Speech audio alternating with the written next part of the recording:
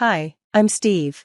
So, my 18th birthday should have been a big deal, right? But instead of celebrating, my family kicked me out. No warning, no talk, just, Steve, you're 18 now, time to be on your own. And that was it. I was in shock, carrying my few things in a duffel bag with nowhere to go.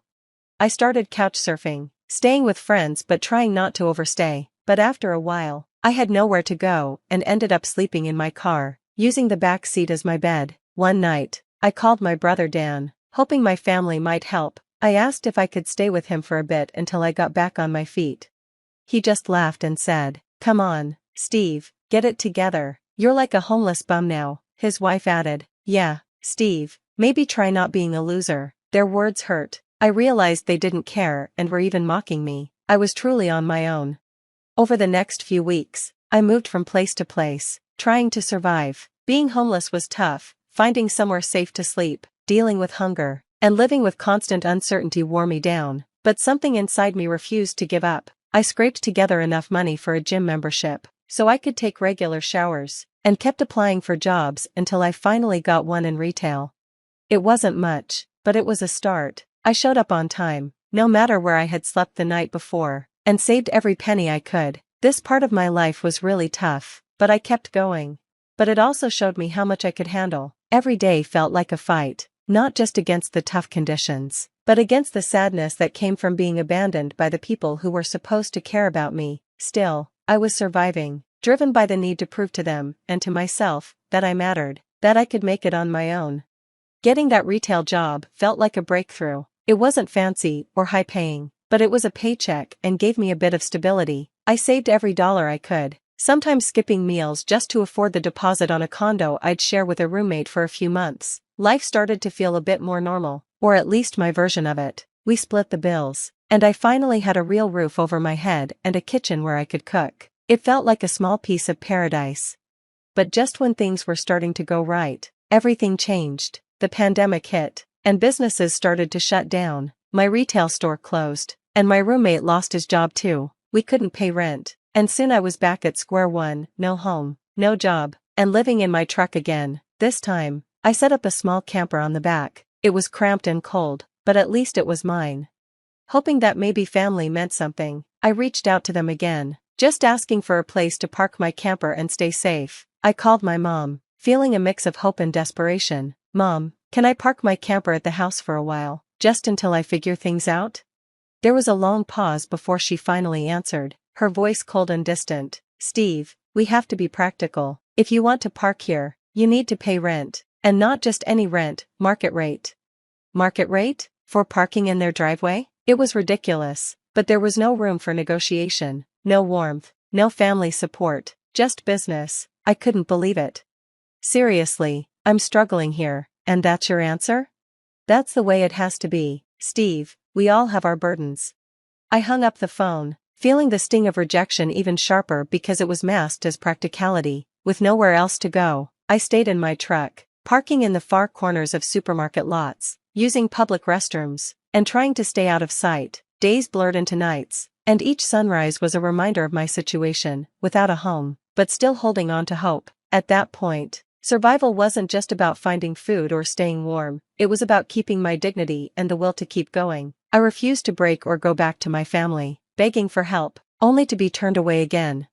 So, I focused on what I could control. I kept applying for jobs, cleaned and organized my camper, and reminded myself that this wasn't the end of my story, just a tough chapter. Living out of my camper, every day was about survival, but I kept pushing forward, sending out resumes to any job I could find. Finally, I caught a break, a warehouse job in a nearby city. It wasn't close, and it wasn't going to be easy, but it was a chance. That was all I needed. I drove my truck to the new job, my heart pounding with a mix of nerves and excitement. The work was hard, long hours on my feet, moving boxes and handling shipments, but it was mine.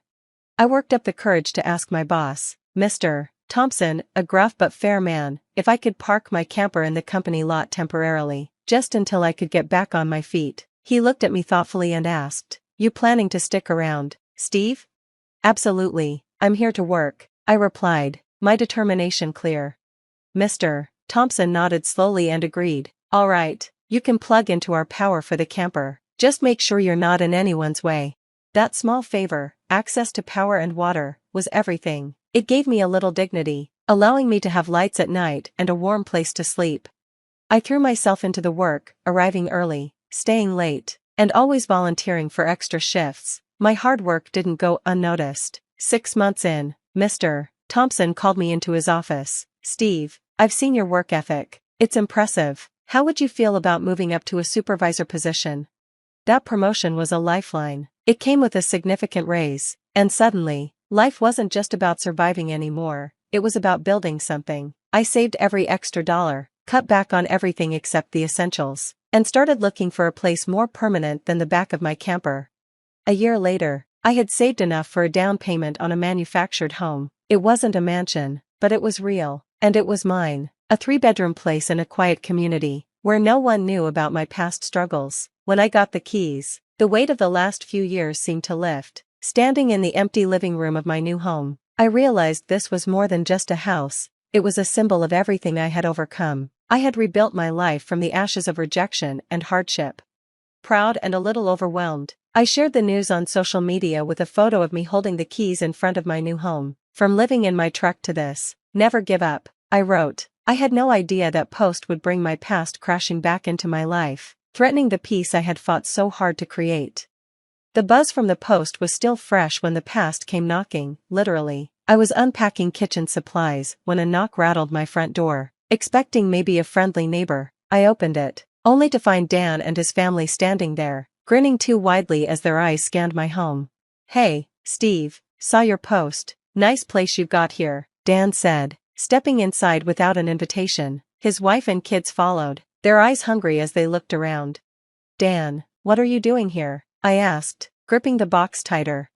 "Well," Dan started, his tone way too casual, "we were thinking, since you've got all this space and it's just you living here, why don't we move in? You won't even notice us." I stared at him, disbelief and anger rising. "What? No, Dan, this is my home." That's when Dan pulled out a stack of papers, waving them in front of me. "We even drew up some rental agreements. You can stay in your camper, it's what you're used to, right?" I took the papers, my heart pounding as I skimmed through the absurd terms and signatures that clearly weren't mine. "These are fake, Dan. I didn't sign this. You can't just move into my house." When he saw I wasn't backing down, Dan's friendly facade slipped, his voice turned sharp. "Look, Steve, don't make this difficult. We're family." That's when I made my decision. "Get out of my house, Dan, now." They didn't budge, until I pulled out my phone and started dialing the police. It was surreal, watching them sit in my living room like they belonged, while I stood there feeling like the outsider in my own home. When the officers arrived, it didn't take long to assess the situation, the fake rental agreements, the tampered locks. It was clear who was in the wrong. "Sir, you'll need to leave the premises now," one officer told Dan as they began ushering him and his family out. Dan protested, but there was no argument to make. The truth was too obvious. As the door closed behind them, a deep quiet settled over the house. For the first time, I was truly alone, but this time, it was in a place that was undeniably mine. I arranged for the locks to be changed and planned for additional security, but the message was clear. I wasn't the vulnerable kid they once knew. This home was my fortress, my achievement, and no one could take that from me. After the confrontation, the silence in my home felt more like a victory than ever. It wasn't just about having a roof over my head, it was about claiming my space, asserting my right to the life I had built on my own terms. In the quiet aftermath, I picked up my phone and did what had started this whole drama. I went to social media, but this time, I shared the full story. I posted about Dan and his family's uninvited arrival, the fake rental agreements, and how they'd tried to take over my home. I wrote about calling the police and standing up to the years of manipulation I had endured. The response was overwhelming. Messages of support poured in from friends, acquaintances, and even extended family members, all appalled by Dan's actions. Many shared their own stories of overcoming toxic relationships, creating a tapestry of resilience that went far beyond my own experience. The backlash against my immediate family was swift and severe. Relatives who had once stayed silent during my struggles now openly condemned their actions. The irony was unmistakable as Dan and my parents were gradually pushed to the fringes of family gatherings and group chats. Years of indifference and cruelty had finally caught up with them, and their social isolation was both fitting and long overdue. In the outpouring of support and shared stories from others, I found a sense of community like I had never known before. It strengthened my resolve to cut ties completely with Dan and the rest of my immediate family. I blocked their numbers, removed them from social media, and severed the last connections that had only ever brought me pain. Standing in my living room, the late afternoon sun casting long shadows across the floor, I felt a profound sense of peace. My journey, from the rejection I faced on my 18th birthday to this very moment, had been filled with challenges, but each one had taught me about my own strength. I had learned to trust in my ability to survive, to thrive, and to build a life on my terms, free from the expectations and manipulations of others. Looking ahead, I saw a future full of possibilities. I was no longer bound by the weight of family expectations. I was free to pursue happiness on my own terms, with dreams to chase, places to explore, and a newfound sense of self that was no longer tied to those who had never appreciated it. As the sun set, bathing my home in a warm golden light, I knew I was exactly where I needed to be. For the first time, I was in control of my life, ready for whatever challenges might come. With every obstacle I had faced, I had built a foundation of independence and self-respect that no one could take from me. Surrounded by a community I had created and the peace I had fought so hard to achieve, I was truly home.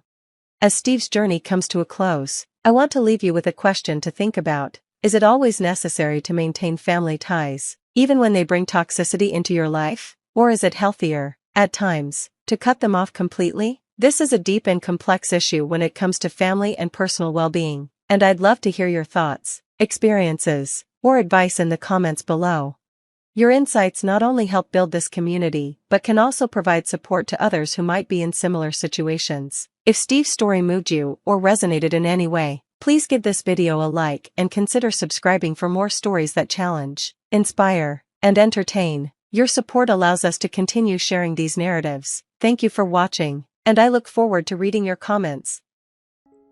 Grayson and Stephanie met at art school, although they studied in different faculties. Grayson had been involved in music since childhood, which wasn't surprising given his creative family background.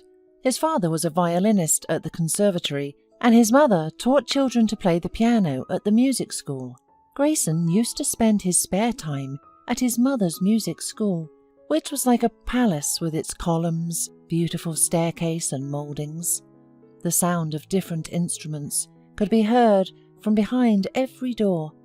Grayson chose the guitar and studied it with great enthusiasm. He had no doubts about his future path.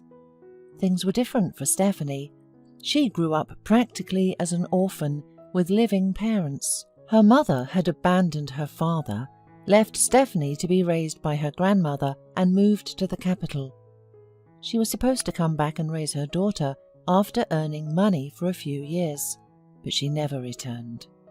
Stephanie's mother got married and had children in her new family, a boy and a girl. Not once in many years did she visit Stephanie, ask about her problems, or offer any help. Stephanie could only rely on herself and her grandmother, and they lived mostly on the old woman's modest pension. Stephanie's mother sent remittances from time to time, but they were rare and irregular. The girl had a part-time job in high school, babysitting for her neighbours' toddlers and walking dogs. If she had any free time, she spent it reading books, which she loved. She couldn't afford to buy new editions, but the internet and the library helped her out. That's why, after graduating from school, Stephanie wanted to become a librarian.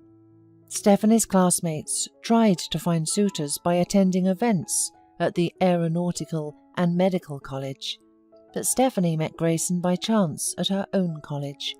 After a lecture, Stephanie had some questions to discuss with the teacher. Therefore, she was walking back along the now empty corridor when she heard the sound of a guitar. The playing was so magical to her that she could not resist looking into the auditorium, where she saw a handsome, dark-haired guy on stage, playing alone, apparently rehearsing. Stephanie listened, and when the sounds died down she applauded. Grayson bowed playfully. Soon they started spending all their spare time together, and that summer they went on a real expedition to remote villages in their homeland. They recorded local folklore. Stephanie wrote down the words of the songs, and Grayson captured the melodies. Later, this came in handy for their diploma works.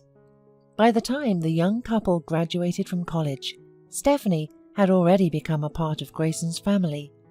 When the couple decided to get married, Grayson's parents were thrilled. Not only was Stephanie modest and hard-working, but she and Grayson also shared many interests. When they were together, they never ran out of things to talk about. The wedding was held in June, when the nights are so short that they seem to fly by. They quickly found work. Grayson became a teacher at an art school, and Stephanie got a job at the same library she had loved since childhood. They rented an apartment and spent their spare time shopping for various trinkets to decorate their cozy home. However, the idyllic life began to change about 6 months later. Stephanie's work schedule didn't match Grayson's, and soon she started coming home later and later. One day, when Grayson forgot some important notes and went home at 9:30 in the morning, he found that Stephanie was not there, although the library opened much later. Although he trusted Stephanie, he was concerned and asked for an explanation. "Did you go out this morning?" "I returned for forgotten papers and no one was home," Grayson asked Stephanie. "I went to the market," Stephanie replied. "Oh, that's good. By the way, I forgot to ask yesterday, why did you come home so late?" continued Grayson. "Margaret is sick. She has a small child and needed help. It turns out she has a bad heart, so she won't be healthy anymore." Apparently, Margaret needed support all the time. She asked Stephanie to babysit her son while she was at the doctor's office, or to help prepare for her birthday party. In short, one thing or another. Grayson had never been jealous, but suddenly he felt that he was no longer the first priority in Stephanie's life.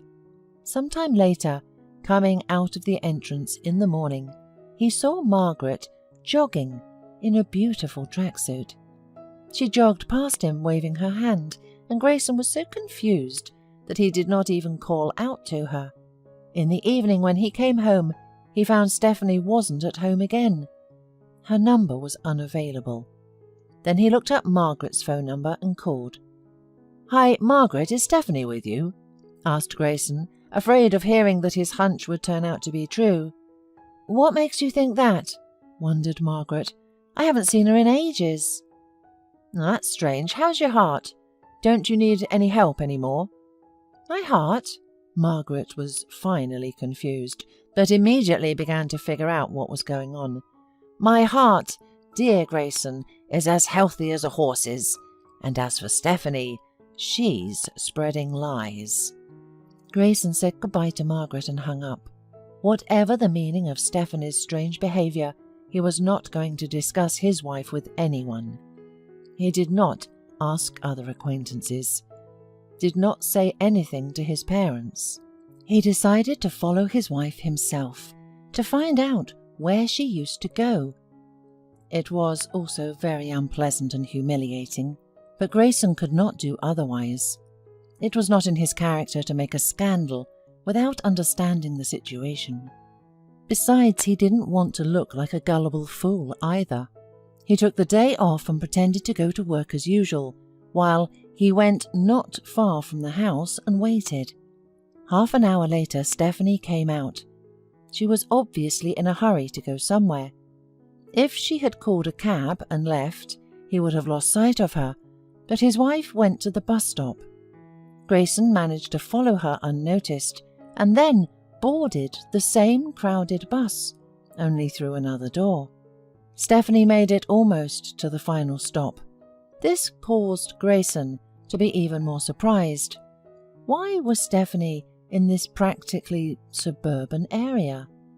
The young woman walked confidently down the road that led to the wooded area. Grayson had never been here before, but soon he saw a nursing home for people with disabilities in the distance.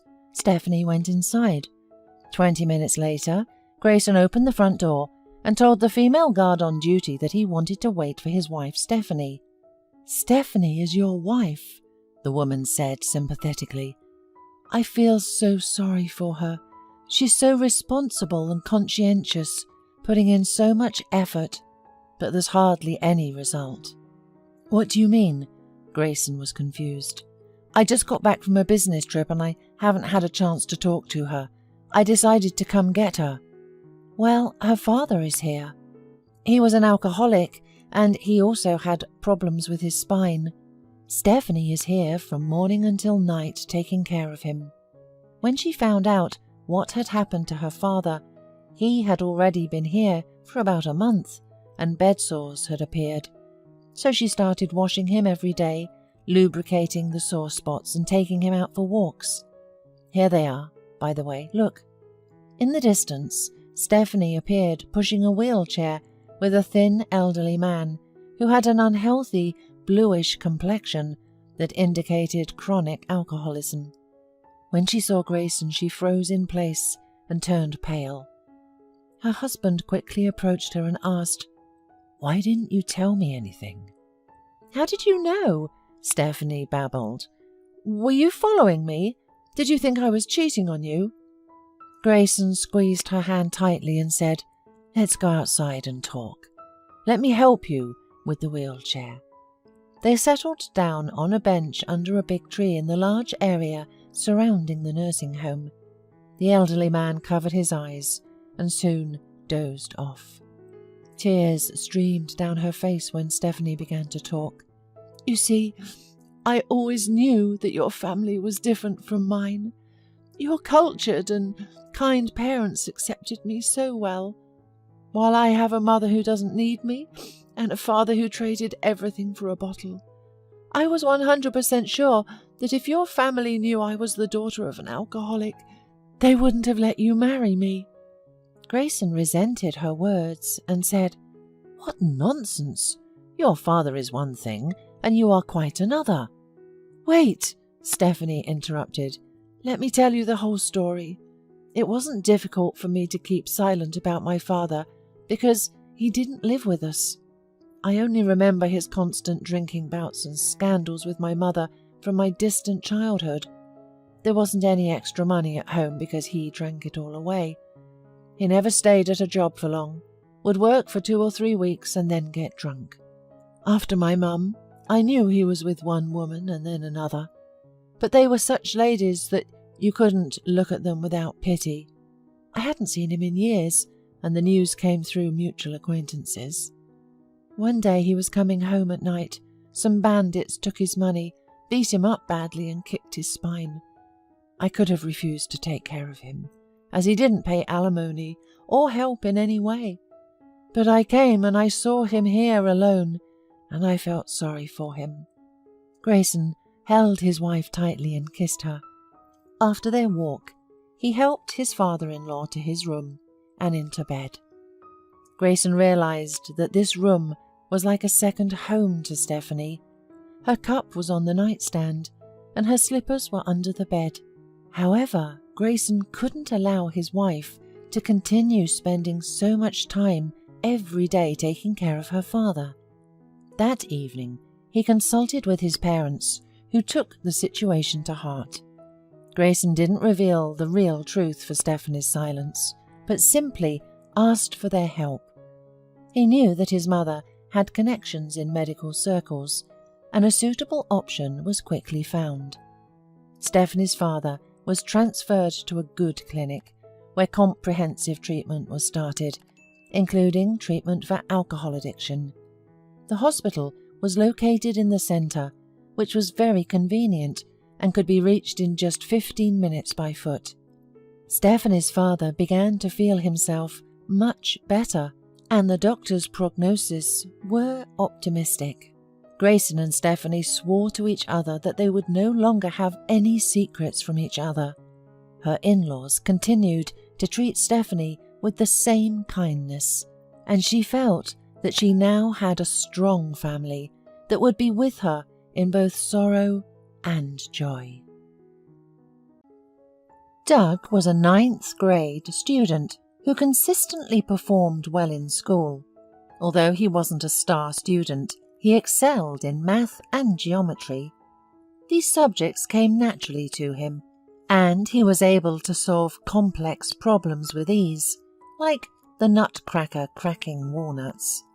Doug was also a talented athlete, skilled in track and field events, and had won several silver and gold medals for his school over the years. At the start of the school year, Doug was part of a team that won the cross-country cup. He was appointed captain and even made it onto the cover of the local newspaper, holding the shining cup proudly in the sun. However, the cup was now in the gym's teacher's office covered in dust. Despite growing up without parents and being raised by his grandmother, Doug was a polite child who never refused to help anyone. He didn't avoid when he was asked to do tasks like bringing things to the teacher's room or cleaning up the school grounds on Saturdays. Unlike some of his classmates, he didn't make up excuses about being sick and instead put on the gloves provided to collect fallen leaves or candy wrappers. The young man's behaviour was exemplary, and there were no complaints about him, except for the occasional pupil quarrels. However, everything changed after winter vacation. Doug's behaviour changed gradually, but it was noticeable to those around him. His problems grew like a snowball, slowly rolling down the mountain and picking up more snow. Unfortunately, the snowball eventually turned into an icy avalanche that Doug couldn't escape from, despite his medals and good grades. First, Doug didn't bring his homework. Well, that happens sometimes, but it began to happen more and more often, becoming more of a tradition than an exception. Then his grades in many subjects began to drop sharply. The final straw was frequent absences and skipping school. One day the teachers complained about Doug to his homeroom teacher, Mrs. Hutchinson. They reported that he stopped preparing his homework, fell asleep during lessons, and became absent-minded and unresponsive. Mrs. Hutchinson had already noticed the alarming signals too. She taught Doug's favourite subjects, algebra and geometry, and his grades there were also getting worse. At first he went from an A to a B, and then he received his first C in algebra. Mrs. Hutchinson sat and looked at Doug's test for a long time. She tapped her pen on the journal nervously and thoughtfully. Although some of her 9th grade students were already taller than her, she still loved them as if they were her own children. More experienced teachers warned her that such an approach was bad for both her and her students, but she continued to care deeply for them. "Oh, you spoil your crazy students," complained Mrs. Ebbott, history teacher. "They will work on your neck and drag you down, and then some will go away from school this year, some in 2 years, and no one will say thank you for your patience and hard work. It would be better to save your nerves and energy for yourselves." Mrs. Hutchinson waved away such words, trying to remain politely silent and not anger the experienced teachers who thought they knew better than everyone else. They gossiped, whispered, and sometimes laughed behind the algebra teacher's back. It was a little hurtful to Mrs. Hutchinson, but she tried not to pay attention to empty words. Let them talk. Mrs. Hutchinson attempted to talk to Doug, but the teenager closed himself off. Like a hedgehog, he bristled with needles, protecting himself from the teacher's questions. "It's all fine," the boy stubbornly replied, pressing his lips and looking away. "I'll improve my grades." Then he began to change outwardly. Unfortunately, These were not the teenage changes typical of boys his age. Doug became as pale as a Canterville ghost. Dark circles appeared under his eyes. It seemed that even his freckles, generously sprinkled on his cheeks and nose, faded, and his hair, which had such a juicy carrot tint, became lighter. Then Doug began to emit the odour of cigarette tobacco, so strong and distinct, as if he had been standing in a cloud of smoke for a long time in front of the school. Mrs. Hutchinson approached her student and leaned down to evaluate his work, but was unexpectedly hit by a pungent smell and coughed. Another teacher would have thought there was nothing surprising here. Adolescence is a time when boys want to feel like adults and often go down the wrong path. Moreover, some students have already started smoking, hiding from the teachers, some in the toilet, quickly flushing unsmoked cigarettes down, some around the corner from the school, making small walks during recess. But Doug didn't go with them. He mostly stayed in the classroom, sleeping right at his desk, with his head resting on his hands. Once the boy fell so deeply into the realm of Morpheus that the geography teacher, who wanted to start the lesson, had to shake him by the shoulder, to the laughter of the other students. In general, Doug became lethargic and drowsy. He no longer even went to competitions, although he used to love winning. And then one day Mrs. Hutchinson noticed a huge bruise on the boy's arm. Well, it's clear now. He fell in with a bad crowd, or something worse. There are two ways here. The teachers reasoned like experts. Either he'll outgrow it and get smart, or it's all over. We know people like that. They sweep the yards now if they're not behind bars. He doesn't even have parents. What did you expect? Mrs. Ebbott proclaimed authoritatively. Of course his grandmother can't handle such a strong teen. They would have given up on Doug if it weren't for his homeroom teacher. At first, Mrs. Hutchinson initially invited a psychologist and a social pedagogue to talk to Doug. But even this option did not yield any results. The boy did not make contact, only promising to improve his grades.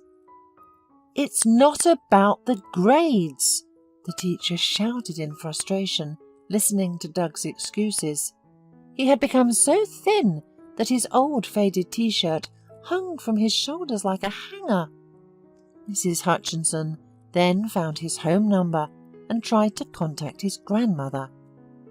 Mrs. DeMunn was a kind, wonderful woman, but she was getting old. The homeroom teacher dialed Mrs. DeMunn's number multiple times, but nobody answered the phone at their house.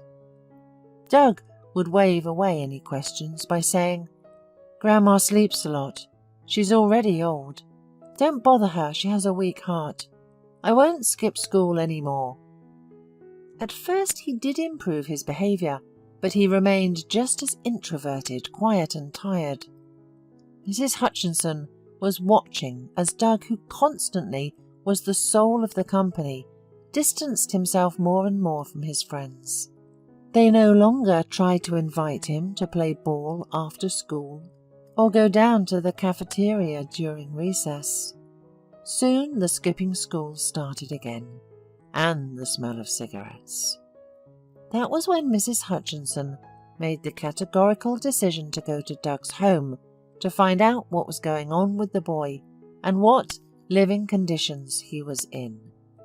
Out of caution, Mrs. Hutchinson asked her acquaintances from the guardianship service, Michael and Helen, to go with her. She knew that some families do not let anyone in. She was afraid she wouldn't be able to handle it without their support. When Mrs. Hutchinson, Michael and Helen went up to the second floor of the ordinary apartment building and rang the bell, there was no response at first. But after a few more attempts, Sleepy Doug opened the door. The boy looked stunned at the uninvited guests and rubbed his eyes, as if thinking that they were all a dream. "Hello, Doug." The homeroom teacher smiled at him. "Hello," the boy replied hoarsely from sleep. "And why are you here?" "Doug, who's there?" An elderly voice sounded from the depths of the apartment. Doug stood in the middle of the doorway, as if intending to block the entire passage with his body and not let strangers in. "We won't take up much time," Michael interjected, using his most calming tone. "We just came to talk with you and your granny. Don't be afraid." Doug looked at him, tense, incredulously, and then, looking at the trio of adults, he somehow got down. Something changed in his face, and a sense of doom and acceptance appeared. "Come in," he said with a sigh. Only when the delegation of adults entered the room did Doug stop his teacher. "Mrs. Hutchinson," he asked shyly, "please don't scare my grandma. I'll fix your grades, but she's not feeling well. She'll worry." Mrs. Hutchinson nodded, deeply touched by the boy's concern, but she couldn't promise anything. Maybe he just didn't want to tell his grandma the truth about skipping school and other troubles. Their apartment was just like any other. Outside the door lay a worn and battered soccer ball, kicked around by endless feet. In the hallway stood an old wardrobe with a large mirror on the door. A long brown carpet covered the creaky floor. Mrs. DeMunn was truly resting. As the guests could see at first glance, she lay in her bed under a warm blanket. The TV was on in the room, and the host was talking about the benefits of eating vegetables. Next to the elderly woman, on an ordinary brown stool, was a glass of water and some tablets. Approaching her, Doug helped her sit up and adjusted the pillow behind her back. He turned down the volume on the TV. Mrs. DeMunn, who was much more energetic than she looked, immediately started giving orders. "Doug, go to the kitchen and put the kettle on. Look at what cookies we have. Bring some candy. What are you waiting for?" "Oh, it's not necessary." Mrs. Hutchinson tried to refuse, but the elderly woman wouldn't listen. She smiled kindly at the guests, genuinely happy to see them. It seemed she couldn't even imagine that they had come because of problems with her grandson. "Sit down, please. There's no need to stand on ceremony." The old woman gestured to the yellow sofa. "I'm sorry I can't get up. I'm quite old, you know." The guests sat down, but Mrs. Hutchinson didn't know where to start, and the grandmother kept talking non-stop. "And did you come to check up on me?" the old woman suddenly concluded. "Thank you so much. I don't know how Doug and I would have managed without your help. He's been lucky with school and classmates." Having said that, the elderly woman took one of the white napkins to dab the corners of her eyes, where tears had already formed. "I'm sorry, but I don't understand why you're thanking us." Mrs. Hutchinson was completely bewildered. "I am speaking about these expensive medications." Mrs. DeMunn pointed to the stool filled with numerous pills. They're made of gold. Where would we get the money for them if not for the help of all of you? My pension is so small. I used to work odd jobs and sell fruit, but now my legs don't walk. When we were told the list of subsidized medications didn't include them, we were already disheartened, and those they give for free only make things worse. Waiting for help, it's easier to just die." The grandmother sadly waved her hand, but then smiled warmly. "But what am I complaining about? I'm better now. Before I was really sick, and thought only about who I'd leave Doug with. I promised his dead grandpa that I'd be at our grandson's wedding. I'm still holding on. Soon I'll be even running, thanks to Doug's care and your help."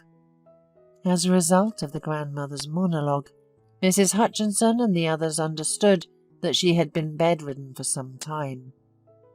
The doctor had prescribed her expensive medication and constant rest.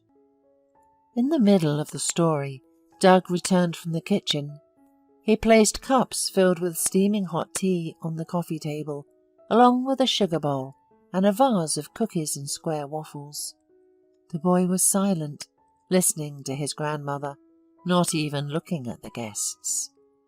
Mrs. Hutchinson looked at Doug, trying to understand what was happening. Why wasn't the puzzle in her head coming together? "Wait, Mrs. DeMunn," the teacher finally spoke up, and Doug threw a worried glance in her direction. "The school doesn't buy any medication. As far as I know, my class hasn't collected any money." "How is that possible? They're right there. Or do you want to say that my grandson steals them from the pharmacy?" The old woman laughed, innocently looking at Doug, and the boy blushed, the tips of his ears burning like red flags. He looked down, examining his black socks. "Of course I haven't stolen them," the boy finally muttered. "I bought them myself, and I earned the money for them myself." There was a brief silence in the room, with only Michael taking a sip of the hot drink from his cup. Everyone was trying to process the statement made by the 9th grader. "What are you talking about? When have you been working, Doug?" the grandmother exclaimed in fear. "You go to school every day. You're supposed to be studying, my dear. And what kind of work were you doing?" Doug's homeroom teacher had to take over at this point, softening the blow as much as possible, explaining why they had come. "I assure you that there won't be any problems with school for Doug," she began to convince the frightened old woman. "We just want to understand what's happening in the family, in the house." And then Doug told them everything. Since his beloved grandmother's diagnosis, the only relative he had in the world, the boy had taken on various odd jobs. Of course, he kept his earnings a secret from his grandmother, promising to study. He usually said he went to school, on excursions and extra classes, and that was why he was often away from home. And then he brought the needed medications. Kind people had helped. They collected money. So don't worry, Grandma. Get well soon. That's the main thing. Mrs. DeMunn was not worried and believed her grandson. But in fact, during the day, he was working at a construction site for an acquaintance. That was why every thread of his clothing was saturated with the cheap cigarettes of the other builders. Bruises were also from working. He carried heavy loads that often fell and hit the tired boy's hands and feet. He also handed out leaflets when he could and distributed newspapers to mailboxes. At night, the teenager worked at the warehouse, replacing his neighbour, who loved to go night fishing. Doug did all of this to buy the necessary medicines for his grandmother. "Why didn't you say anything, Doug?" Mrs. Hutchinson asked, no longer trying to hold back tears. The tears rolled down the teacher's grey eyes like a shower. "You should have told me the truth. We would have helped you." Helen, next to her, also sniffed her nose suspiciously, and Michael was hiding behind a cup of hot tea. It's not appropriate for men to cry. "But what was there to complain about?" Doug said, proudly raising his head. "I'm the man of the house, and I have to behave like a man, not run for help. I coped by myself, and I will cope in the future if I need." "Oh, Doug," the grandmother shook her head, wiping her face with a third paper handkerchief, and then trustingly turned to the guests. "You know He is so proud. He takes after his father." The old woman shared the tragic story of the family, how they made ends meet when they first lost Doug's parents, and then grandfather Peter. "My son and his wife crashed in a car when Doug was just a little boy. I told Peter, how can we, such old and poor people, raise a little boy? But he said firmly, we'll make it. And Doug was always our joy." The elderly woman sobbed, showing old photographs carefully arranged in a grey family photo album. Doug's young parents smiled in the photos. "My Peter loved him so much." The old woman stroked the photo where Peter held his grandson on his lap. "He made me promise to stay with his grandson as long as possible. 'You can't die,' he said." Then Mrs. de Man hugged her grandson with tenderness and tears. "How could you, Doug? I thought you were studying. You should think about yourself, not about me. I should take care of you, not the other way round." When the tea and the cups ran out, and the story had been told, the guests were about to leave. "Wait a little, Mrs. Hutchinson," Doug asked for the last time. "I'll fix the grades, I promised." "It's not about grades." The young teacher shook her head for the umpteenth time, wiping her eyelids reddened with tears. Mrs. Hutchinson couldn't leave Doug and his grandmother to fate. Now that she knew his story, she had an obligation to help their family. The teacher did what she had to do right away. She talked to her colleagues, acquaintances who were teachers, maintaining anonymity so as not to hurt the pride of such a young man with a big heart. She raised money. The amount was large, enough not only for medicine but also for the whole course of treatment, and there was still some left for living expenses. Doug kept his word. He finished the year decently. Mrs. Hutchinson also helped him with this. The teacher herself went to her colleagues, begging for additional assignments. She also sat with Doug after school until late, explaining missed material. Mrs. Hutchinson arranged for him free school lunches, and in July the joyful teacher told Doug and his grandmother that she was able to organize a free trip for her students to the capital. They spent a whole week on excursions in the city. Doug was incredibly impressed by the architecture of majestic buildings. After the summer, Doug went to study further, although he intended to drop out of school, but the support of people gave him the incentive to get a higher education. 12 years later, when the workday was coming to an end and the teachers were celebrating Teachers' Day in their lounge, someone knocked on the door. A young, red-haired man opened it, holding a bunch of flowers and smiling broadly. "Mrs. Hutchinson, may I come in?" "Oh, Doug, you again? You're running around here like it's your job," one of Mrs. Hutchinson's colleagues remarked, but there was a thin note of envy in the teacher's cheerful voice. It was Mrs. Ebbott, who tried to persuade the young algebra teacher that her students would forget her. But no, they didn't forget. They came to her more often than to others, and Doug didn't miss a single opportunity.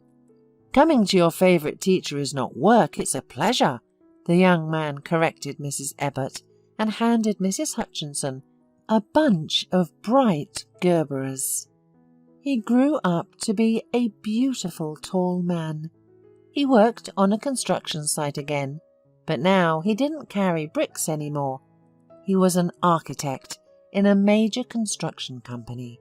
He was planning to get married soon, and his grandmother, who recently celebrated her 88th birthday, kept her promise and will come to her grandson's wedding. Doug invited his class teacher too. Mrs. Hutchinson smiled at one of her favourite students, who was still the same young Doug to her. She was happy that the freckles on his face still burned brightly. Alexis was in a hurry to get home. She literally left for half an hour to buy medicine for her little son Bobby. She stood in line for a long time, waiting for the pharmacist to sell all the necessary medicine to the elderly lady. Finally, Alexis managed to buy the needed remedy and ran home. Besides her 10-month-old Bobby, she had 2 other children. She was considered a mother of many children and received a certain amount of financial support from the state, but it was still not enough. Her eldest son, Paul, who had just turned 9, was looking after the children at home. The boy behaved bravely and helped his mother as much as he could. He changed diapers, fed his younger brother, put him to sleep and sang lullabies to him. In addition to all her chores, Alexis had to go to her shift today. She worked as an ordinary at a local hospital. Her whole family depended on her. Her husband Lawrence died 3 months ago. He was hit by a car when he was crossing the road. Alexis was devastated, left alone with 3 children. But soon she pulled herself together and continued to live.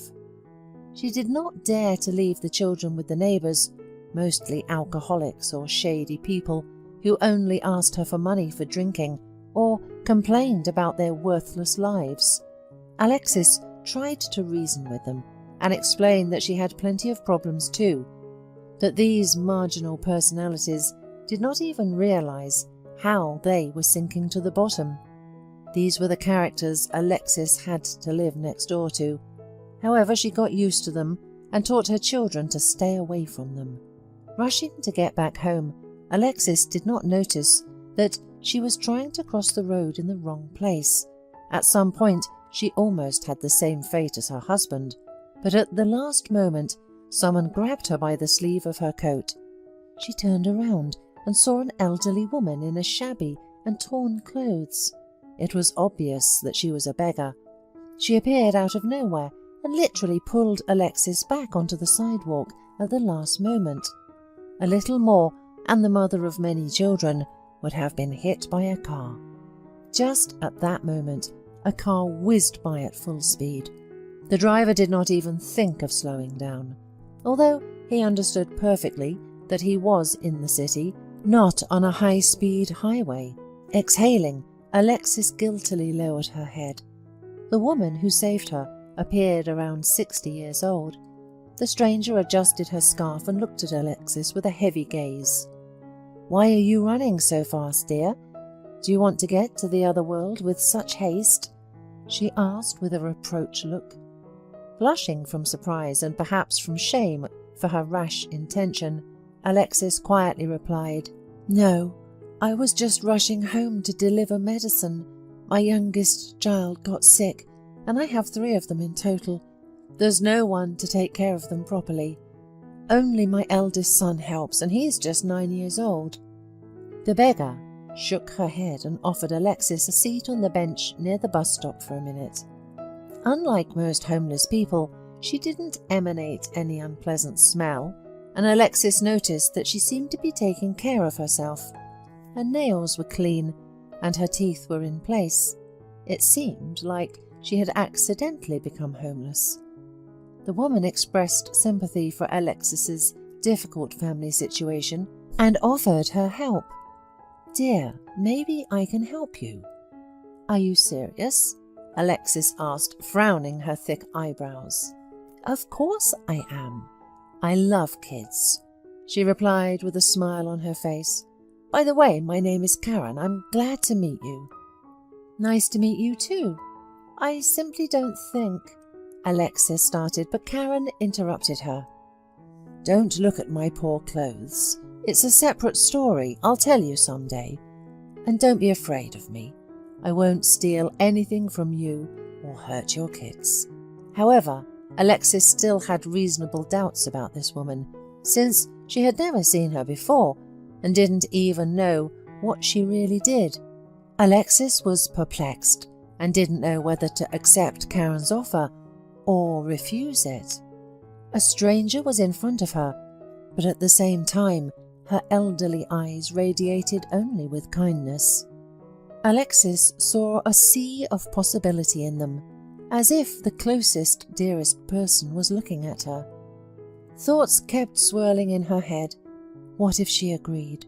Wouldn't there be a catch? At the same time, Alexis was in a hopeless situation. There really was no one to take care of her children. Even her friend couldn't help her. She called her once and asked her to look after the kids, but she replied that she had a date with a man. After weighing the pros and cons, Alexis agreed to Karen's proposal. She had no other choice. She needed to be at work that day.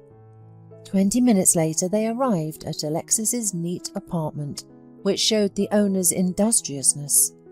Karen looked around and said, "It's a cozy and warm place." "We try our best," Alexis shrugged. "Come on in, let's have some tea." The children came out of the room when they heard the noise in the hallway. They immediately started asking, "Who are you?" "Aunt Granny." Tears welled up in Karen's eyes. She took out a handkerchief from her pocket and wiped her face. Seeing her agitation, Alexis jokingly replied to the children, "Yes, this is Grandma, but just for an hour." The children didn't understand what "for an hour" meant, but the most important thing was that they heard Grandma. They immediately smiled and started hugging the elderly woman. She almost cried again from surprise, but managed to hold back. Then little Bobby took his medicine and soon felt a little better.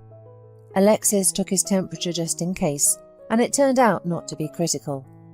After giving Karen some tea, she started getting ready for work and gave her some instructions. "If Bobby's temperature rises again, give him fever-reducing syrup." "Okay, I got it. You don't have to worry about anything," she nodded. "I'll do everything as needed." "All the medicines are on the shelf in the cabinet," Alexis continued to explain and pointed to the glass cabinet. "If you want to eat something, there's soup and meatballs with pasta in the fridge. There's also formula on the table in the kitchen. Paul knows, he'll show you." "Everything will be fine. I didn't come here for the food." Karen tried to calm her down. "You can go to work and don't worry about anything." Alexis nodded, but in her thoughts she said, "How can I not worry? These are my children."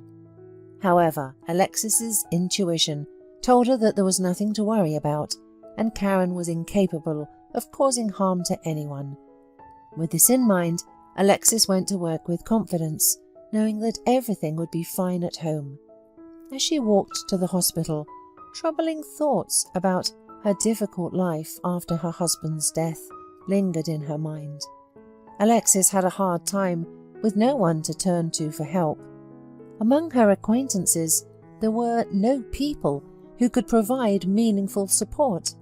She often found herself in dead-end situations and had to find a way out on her own. Alexis couldn't even imagine what would happen if she gave up. Most likely, life's problems would have crushed her, and her children would be sent to the orphanage. However, Alexis managed to avoid all of this, mostly thanks to her dead husband, Lawrence, who, although an orphan, knew how to find a way out of any situation. She remembered how they urgently needed to pay for their eldest son's treatment. Alexis called all her acquaintances, but was unable to gather the required amount. Her husband then made a deal with the neighbour to help him finish his summer house. In the end, Lawrence earned money for medicine, going beyond himself for his child. Alexis remembered this. Now, when she had to think about who would take care of the children, she put aside her principles and worries.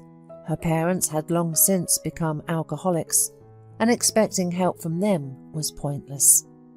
But even in the past, when they were still leading a sober lifestyle, her mother told her right away, "You got married, which means you grew up, so figure it out yourself and don't bother us." How could she hope for any help after that. With these heavy thoughts, Alexis was hurried to work, but no matter how fast she walked, she still arrived late. In the reception room, Dr. Whittaker met her with a stern gaze. "That's a shame. Where have you been? If this happens again, I'll fire you or take away your bonuses." Alexis almost cried in response. "I'm sorry, Dr. Whittaker, it won't happen again."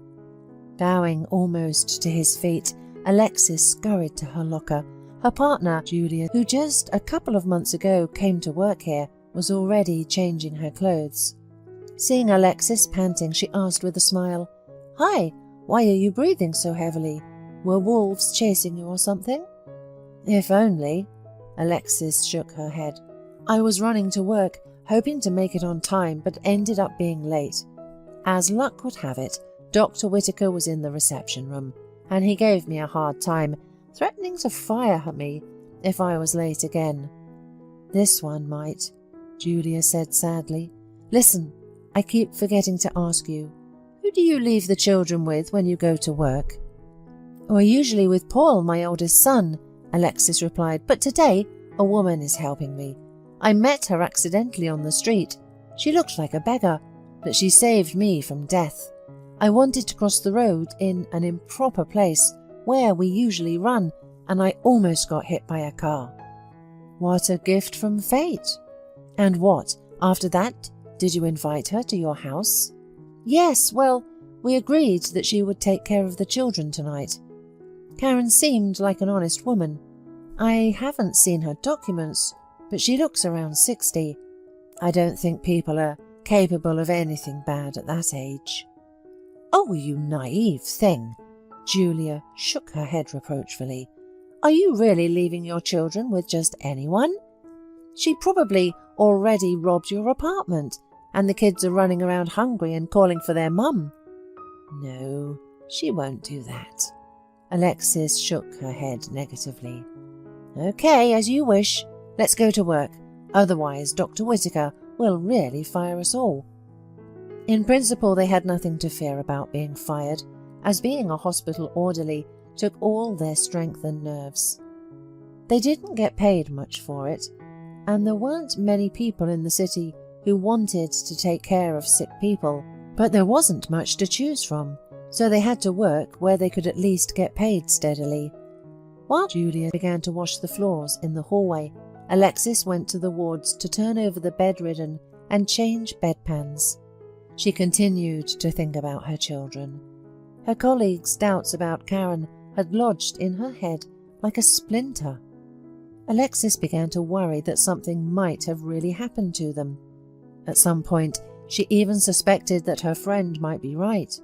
At the same time, her intuition told her that her worries were in vain, and she was just winding herself up, creating more emotional problems. Not noticing someone's abandoned slippers near one of the beds, she almost tripped over them. She managed to keep her balance, but the bedpan fell loudly to the floor. The elderly woman lying in the adjacent bed grumbled and called for the doctor. After a few minutes, Dr. Whittaker arrived and asked, "What happened? Why the noise?" "Get your orderly under control. She won't let me rest," muttered the old woman. "What happened, Alexis?" the doctor asked sternly. "I just didn't notice someone's slippers and almost fell. The bedpan slipped from my hands, causing noise in the whole ward," she tried to explain. "Okay, I'm giving you a warning. Keep working." The doctor wagged his finger at Alexis and left the ward. The incident was over, but Alexis felt a bitter taste in her mouth. She was scolded for simply doing her job properly. Once again, Alexis realized that being an orderly was a thankless job. As she left the ward, she leaned against the wall and quietly cried. Julia was washing the floor when she saw her in this state. "What happened? Who hurt you?" "As usual, I got caught in the crossfire," Alexis replied through tears and told her colleague just what had happened in the ward. "No conscience at all. They could at least say thank you." Julia shook her head. "On the other hand, at their age it's quite expected. and some of them aren't even happy to have lived that long. You're right, Alexis agreed, feeling a little calmer. Sometimes I imagine myself old, and it almost makes me feel sorry for them. It's really hard for them, and we just can't understand them. The conversation about the incident in the ward ended when Dr. Whittaker appeared and stared at them intently. Julia moved on to wash the floors, and Alexis continued her rounds. It turned out that he sympathised with Alexis and even tried to court her, but he had children and a wife, and he dreamed of making Alexis his mistress. Alexis knew about this and rejected his advances in every way possible. She had no intention of becoming a kept woman or having anything to do with such an unbalanced and, most importantly, married man. It was hard to expect anything good from him. Dr. Whittaker was angry because he couldn't understand why Alexis resisted him. He offered her his love and gifts, promising to make her a queen. "I'll do everything for you," he would say when they were alone. "No, thanks.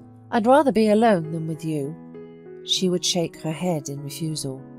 By saying this, Alexis had only encouraged the man, but she could not even think of associating with a married man.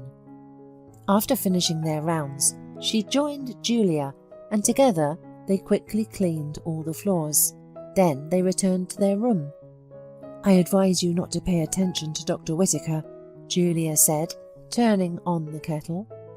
"If you mean his threats, then I've already forgotten about everything." Alexis waved her hand. "Let's eat some more fresh gingerbread. They haven't gone stale yet." Slowly carrying out their work, Alexis didn't even notice that the end of the shift was approaching. She looked at the clock and muttered to herself, "Another workday has passed." "Did you say something, Alexis?" Dr. Whittaker unexpectedly came up behind her. "Yes, I'm glad that everything is in order with the patients," Alexis confidently and without hesitation replied. "Of course, they are under my observation," the man proudly said. Alexis didn't say anything, just nodded her head. She barely had the strength not to laugh. It seemed that he was trying to prove to everyone that he was the best doctor. Having waited for the end of the shift, Alexis quickly changed clothes and rushed home. While running, she worried about how the children spent the day. She hoped that if Paul never called her, then everything was all right. Entering the apartment, she smelled pancakes. The children immediately came out of their rooms. They looked full and clean. It seemed that the guest had already fed and bathed them. Alexis was shocked to see this. "You're a real magician, Karen." Paul carried the younger Bobby in his arms and proudly said, "Mum, he's feeling better. He doesn't have a fever anymore." Alexis placed her hand on his forehead and was surprised to find that it was no longer hot. "I made him a herb compress. The syrup was helpful, but traditional medicine was even better," the elderly woman responded. "I don't even know what to say," Alexis said, bewildered. "I thought there would be clutter and filth." "Is that what you wanted to say?" Karen asked. "Well, not entirely like that, but something similar." Alexis nodded. "But now I look around and can't believe my eyes." "Don't be surprised. I promised that everything would be fine," Karen said, bowing her head. "Sit at the table and try it. The children have already eaten, but if they want more, there's enough for everyone." Alexis couldn't hold back her tears and hugged Karen. "You're my guardian angel." These words were like balm to Karen's soul. After calming down, the women sat down at the table to drink tea with pancakes. They were so delicious that Alexis didn't even notice how she ate 5 in a couple of minutes. After satisfying her hunger, she cautiously asked, "Excuse me for asking, but how did you end up in such a situation?" "You know, Alexis, I don't really have anything to tell you," Karen replied.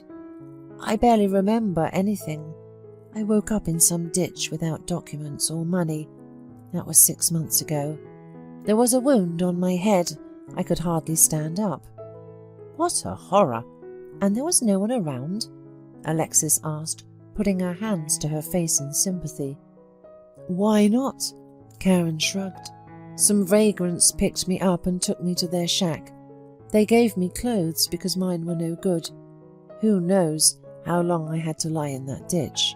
So I put on what they gave me. There was no other choice anyway. I don't even remember how it all happened. Did you try going to the police? Alexis continued to ask. Are you kidding? Karen replied with annoyance. I went there, explained my situation, and they didn't even take a statement. I don't understand. Did they stop protecting people here? Alexis was surprised. There was a local police officer who told me that I was getting in the way of helping decent people. Tell me, Alexis, am I an indecent person and unworthy of respect? The elderly woman burst into tears, and Alexis handed her a handkerchief. No, it's not true. You're a good person, she reassured Karen. You just happened to meet a heartless police officer. Maybe. That's why I left without getting any help. The woman shook her head. I feel sorry for you. You were just a victim of circumstance, and as for the police, there's always a rusty bolt in the mechanism. Deep down, Alexis not only sympathized, but also was outraged that no one had helped Karen. The woman had lost her memory and found herself on the sidelines of life. After thinking a little, Alexis suggested, Stay with us. We have enough room, and the children, as I understand it, are happy to have you. Are you sure about that? Karen asked cautiously. I'm truly grateful to you, so I ask that you continue to look after the children. Alexis stood her ground.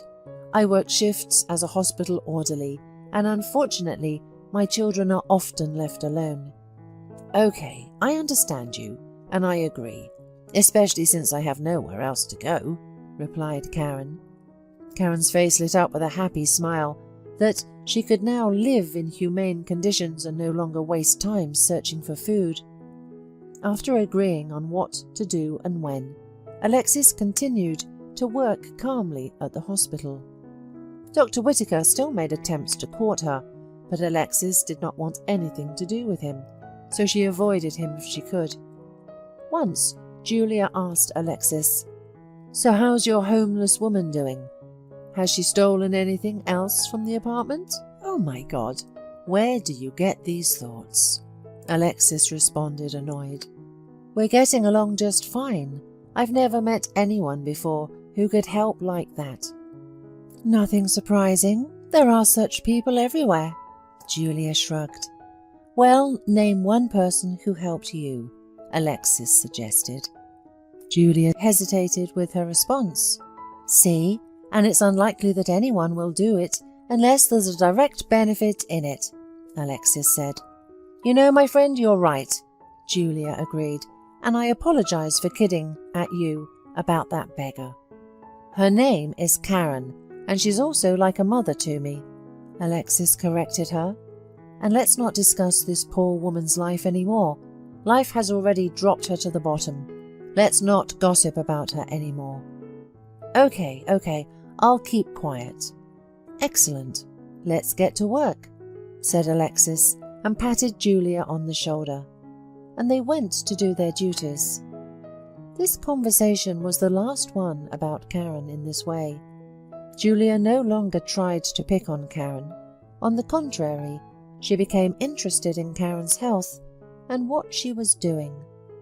It seemed that Alexis's colleague also sympathized with her, especially since Alexis told her that Karen had lost her memory. Julia even passed things through Alexis to her guest. Julia's mother had passed away 6 months ago, leaving behind a lot of clothing. Julia didn't dare to throw it away, but this was a chance to find a use for it. Karen thanked Julia and invited her for a cup of tea and pie. No matter what, the elderly woman knew how to cook deliciously, though she didn't remember where she got such abilities from. 3 weeks had passed since Karen appeared in Alexis's apartment. During this time, Karen had fully adapted to normal life. The children had also become accustomed to her and, strangely enough, called her grandma. They thought she had gone away for some time and had returned. Moreover, Alexis didn't think of dispelling their assumptions. They lived like one big family. Meanwhile, Alexis couldn't get Karen's memory loss out of her head. It was unbelievable that she didn't have any relatives. Someone had to be looking for this woman. However, Alexis didn't know who or where exactly, but she hoped to receive information soon. She addressed to volunteers with a request to search for Karen's relatives. She briefly told them what had happened and provided photos from her phone. When she took pictures of Karen, the volunteers promised to help. The volunteers started the search and kept in touch with Alexis. However, there wasn't much to share. In the places where the homeless usually went, no one knew Karen. They showed her photos, but homeless people only repeated the same phrase, "We don't know anything." It was surprising that Karen spent so much time among them and they didn't remember her. Or maybe they just didn't want to get involved, afraid that they would be taken into the police, as many of them already had problems with the law. For example, the lack of documents. The homeless did not care about this fact, but the law enforcement officers could be seriously interested in it, and that's why the homeless didn't want to be in contact. At the same time, the search continued, and the volunteers promised to do everything possible. Meanwhile, Alexis herself tried to find her, using social networks and other internet resources. Karen watched her actions and just lamented. "I don't think anything will come out of this. If I had loving relatives, they would have somehow shown up with their searches. I'll still try to look for her if you don't mind," Alexis continued. "Of course, I'm all for it, but I'm sorry to disturb you," Karen said guiltily. "Get rid of all these gloomy thoughts," commanded Alexis. "You don't disturb anyone. Just look how the guys became cheerful when you appeared. It's just a fairy tale, not reality." Alexis continued the search, which soon became known at work. While Julia supported her, all the other employees joked, and some even made gestures at their temples saying, "You're just going crazy helping some beggar. She's just an ordinary woman, just with life difficulties." Alexis tried to convince them.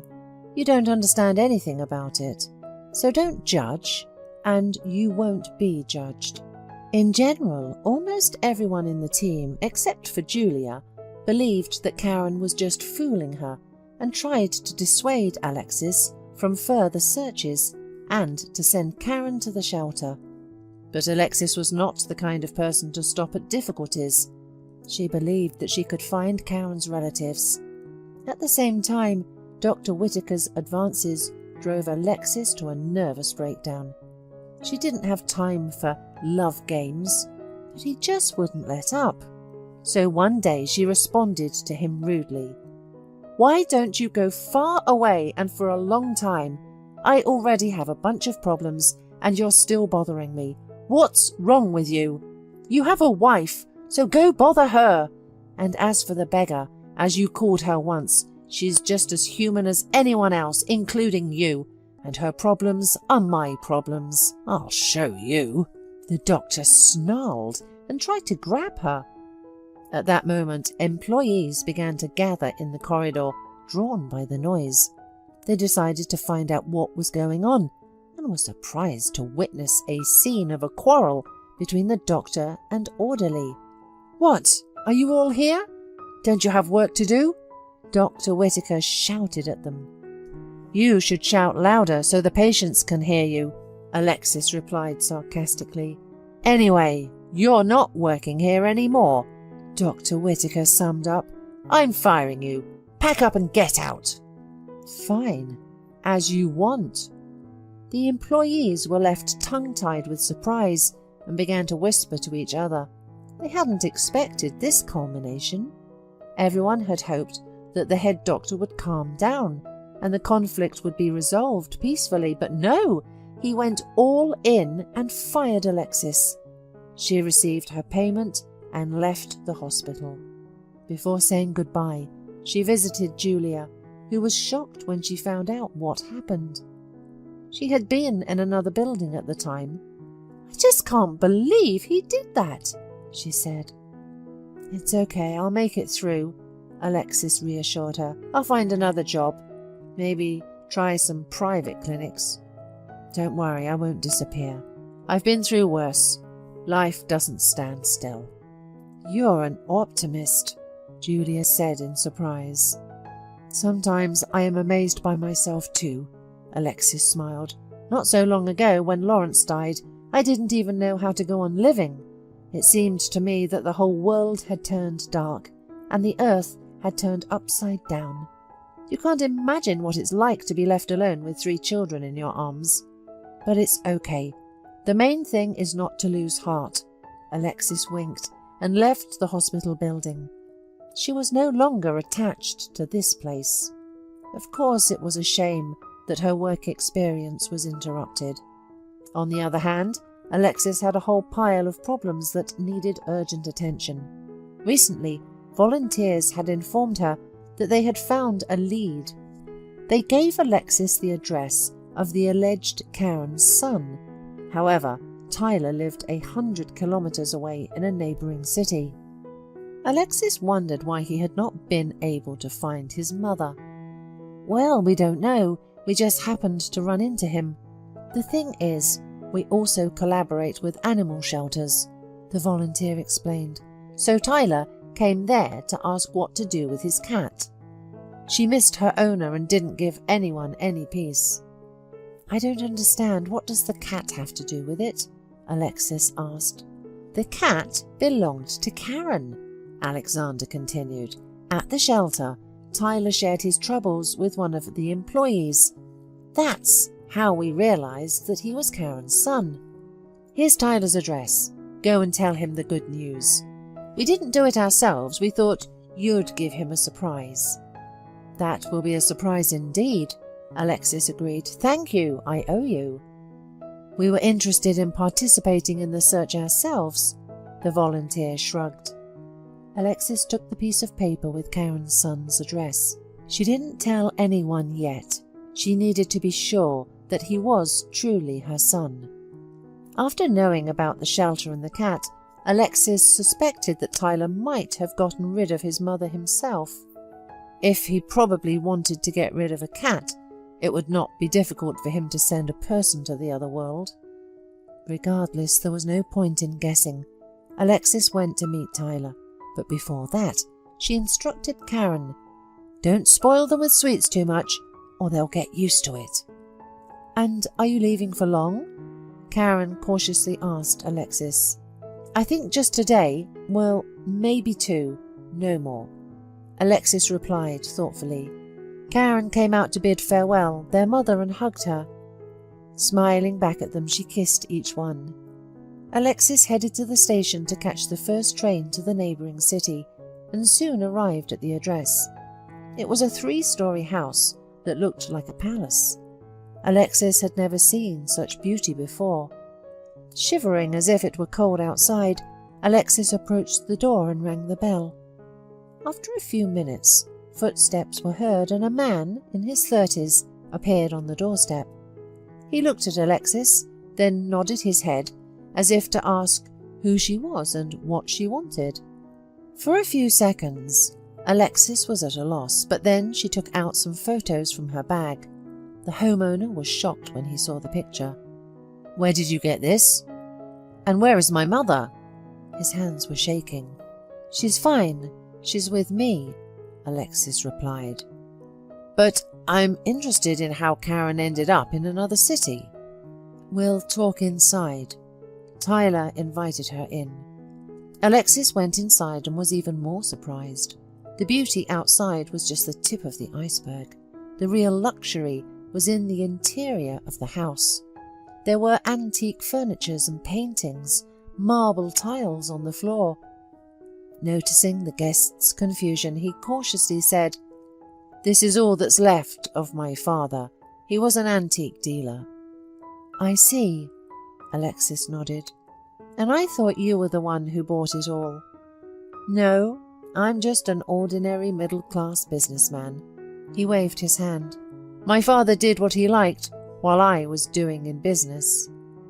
"All of this is impressive, of course." Alexis changed the subject. "But I just can't understand how your mother disappeared." "It happened half a year ago." Tyler began his story. "I bought my mum a ticket to the sea. She had wanted to go there for a long time, but soon after she left, she disappeared. The phone was silent, and I didn't know what to do." "Did you try to find her?" Alexis asked. "Of course. I travelled all over the city, but with no result." Tyler nodded.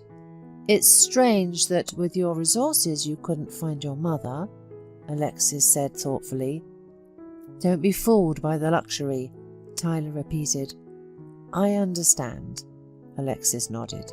"Get ready. We'll go to your mother's place. Maybe she'll remember something." "Oh? What's wrong with her memory?" Tyler asked with horror. "I don't know. Maybe she has amnesia after the hit." Alexis shrugged. "Oh my God. After hit? Only stop talking. We're going to her just right now, but I need one more minute to call Chloe and let her know I'm going out," Tyler said, getting ready. "Chloe? Who's she, if it's not a secret?" Alexis asked. "Well, she's kind of my fiancée," Tyler answered uncertainly. "Why kind of?" Alexis asked. "You see, we still can't get married," Tyler replied with frustration. "First, my mother disappeared, then other problems. So I decided that there will be no wedding until my mother is found." "You could have married by now, especially since so much time has passed," Alexis said. "Let's not talk about my fiancé now. What's important to me right now is to see my mum," Tyler said. An hour later they arrived at Alexis's hometown. As they approached her apartment, Alexis asked quietly, "Are you ready?" "Yes," Tyler replied, and Alexis opened the door. A few seconds later, Karen appeared in the corridor. Upon seeing her, Tyler shouted through the apartment, "Mum, you're alive!" "Alexis, is this my son?" Karen asked, confused, and started crying. "Yes, it's him," Alexis replied. "It can't be! My dear son, I don't believe it!" Karen continued to cry. "It's me, Mum, Tyler, your own son." He reached out his arms, trying to hug her. Karen didn't push him away and hugged him too. Alexis expected the meeting to be more modest, considering that her guest had memory problems. However, everything turned out differently. Karen burst into tears, recognizing her son, and at the same moment loudly said, "Exactly! I remembered! It's your fiancé who's guilty." "I don't understand. In what sense?" Tyler asked with undisguised surprise. Wait, I don't feel well." Karen waved her hands and began to lean on Tyler and Alexis. After catching her breath, Karen looked at everyone with tearful eyes and said, "It was a mistake, son, getting involved with her. I knew something bad would happen." The stress from meeting her son affected Karen, and she gradually began to remember events from that misfortunate day. It turned out that Karen really was going to the sea. She wanted to relax on the warm sand and tan under the southern sun. Tyler bought her a ticket and booked a good hotel, just a couple of minutes' walk from the sea. He thought he was giving his mother a gift. However, the cause of all her problems was Tyler's fiancée. It was she who incited her acquaintances to get rid of Karen. However, they not only hit her on the head from the back, it was she who incited her acquaintances to get rid of Karen. However, They not only hit her on the head from the back, but managed to mention Chloe. "Leave Chloe alone. Don't interfere with her and Tyler," Karen said. "Are you serious?" Tyler asked in horror. "Yes, as strange as it sounds, but your Chloe wanted to kill me," Karen nodded. The elderly woman went on to talk about how she was originally against their relationship. Karen saw through Chloe, and that's why she insisted that they sign a prenuptial agreement. Tyler was skeptical at the time about the usefulness of such formalities, but his mother convinced him that it would be better, and in the end he agreed. But the bride categorically refused, and then his mother went to the sea and disappeared. "I knew your relationship wouldn't end well," the mother ended her story. "I'm sorry, Mum, for God's sake," Tyler cried. "I was blind, like a kitten. I didn't notice anything around me." Later, Tyler called his friends and asked them to shake out from his ex-fiancée all the information about the attempted murder of his mother. Under their pressure, she confessed everything and gave up her accomplices. They were soon arrested, and during the investigation, they confessed that everything was planned by Chloe. It was she who persuaded them to keep an eye on Karen at the nearest station and kill her. When Karen got off at the station to have a fresh evening air, they chose the moment, hit her, but someone scared them away. In general, they threw Karen's body into a ditch, took her documents, money, and ran away. Thus, they covered their tracks, so that if anything happened, the case would be investigated in another city. However, they informed Chloe that the job was done and received money from her.